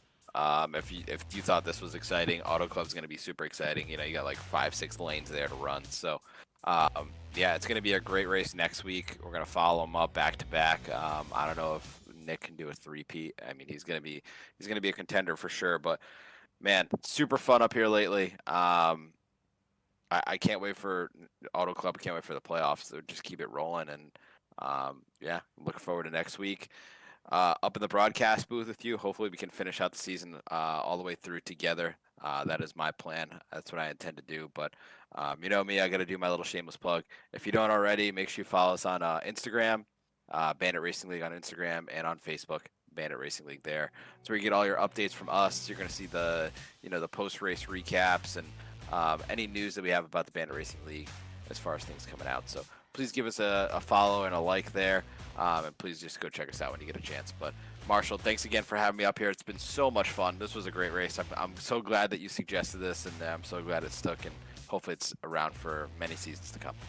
Yeah, I put on it was such a good show tonight. I'm glad we're getting comments here right now saying how much people enjoyed watching it. So something different. I know it's one that the Cup cars never came to my knowledge, or at least didn't until this year. But man, what a show it put on there, folks. You saw the schedule there just a moment ago. Yep, we're Auto Club next week, and that will cap off our regular season. So that's going to take us into the playoffs. That's why the cutoff line will be such an important storyline. Next week, we'll have a very detailed graphic. We'll give you a very good rundown next week, and we'll give you live updates throughout to make sure you guys know who will make the 12-car playoff grid. The other big storyline mid-race tonight, don't forget, as of this race, Cody Welch hoodie's now available. I can see that we've already had some people going out of their way to grab theirs. So we know there's a lot of you out there that support the 85 car. What a storyline he's had all season, the last 3 seasons, including tonight. So if you want a shirt or a hoodie or anything for the new Cody Welch merch, go grab it. GeezerAthletics.com, as always. And remember, all proceeds go back into the series. So unreal stuff. And that'll bring us to our series partners for tonight. Starting off, of course, with iRacing, the sim that puts this all on.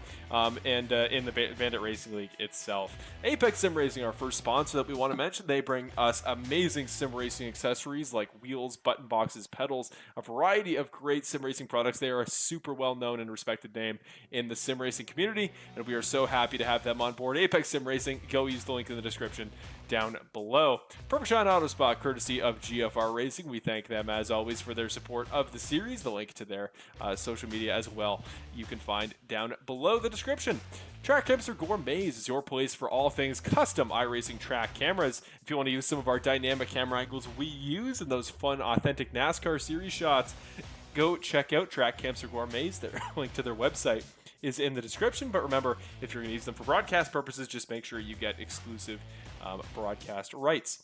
EvanWaltMedia.com. He makes the backbone of our graphic system for these broadcasts, and he is always busy with his own graphic and documentary work. So if you want to go check out his awesome stuff he's been doing for his documentaries for late model and short track stuff that he's done, go check out EvanWaltMedia.com. Same as filming the Wild for our pal Benjamin Lacey. Always great to support our series sponsors who make really cool social media content. So go check both of those places out. From the bottom of our hearts, we really would appreciate it. Butt Kicker is your place for a really, really amazing product to enhance your sim racing rig. They're essentially bass-boosting speaker shakers that boost your seat from below. They give you that authentic race car hum, and it's a product that can really help you in tangible force feedback ways while you're driving, but it's also just such an engaging and dynamic element to add to your simulator. So Butt Kicker, really, really cool product. We're so happy to have them on board this season. Go check their stuff out. As always, links, you know where they are. And Moser Racing, finally to cap us off. Moser Racing, another premier sim racing product. Their wheels, some of the best. We've heard glowing testimonials from many, including our very own Bill Harkins, have said great things about them. So Premier Wheel or other Apex Sim Racing, similar type products. Both awesome companies with their own pros and cons. So go check it out, find what works best for you, and find the product to enhance your simulator. Finally, Geezer Authentics. We've talked about them plenty tonight, but your place for all things Bandit Racing League merchandise and apparel. You want one of the new Cody Welch products like a shirt, hoodie, or a water bottle. If you want some general Bandit Racing League merch with our awesome logo, you got a variety of products there as well. Pants, wall hangings, a variety of different products as well, not just t-shirts and the usual. But for a variety of drivers as well, we've got some old merch that has existed for a couple seasons for drivers that really deserve it, and just a really, really great place. And remember, the Drivers Points Fund is the beneficiary of that. Your purchasing of merch and supporting our series goes back to the drivers. A really nice cyclical cycle that means everybody kind of wins in the end, and that's the way we like it here. Finally, simracerhub.com, our place for all things stats and standings here in the Bandit Racing League. There, the online infrastructure we use for all of our keeping of results and points and stats and such. And obviously the link there is in the description, not only below the video, but also on the banditracingleague.com website. With that, that'll about cap us off here one more time. We want to show you the schedule here so you know where we're going the rest of the year. We got Auto Club Speedway next week, 125 laps there at the California, the old configuration now as it gets torn down in the real world. And that will declare the 12 drivers that will start off our chase that begins at the Roval in 2 weeks' time. There you go. We'll see you guys back, same place, same time next week. Once again, we want to thank Nicole for sponsoring tonight's race. It was great to talk to her before the event tonight. She did a great job there. I know it wasn't an easy one here tonight for her, as I was hoping, but the Lady Chaos Racing 125, thank you for sponsoring not only Road America, but also tonight's race at Gateway. That'll cap us off one more time. We want to thank all of our partners on behalf of Chris Ferreira, the rest of the Bandit Racing League. I am Marshall Crocker Jr., and this has been another awesome broadcast that we've had so much fun broadcasting here from Virtual Gateway. For the Lady Chaos Racing 125, I'm Marshall Crocker Jr., and we will see you next Wednesday, the same time, same place here on Full Send Racing Network. Have a great one, folks.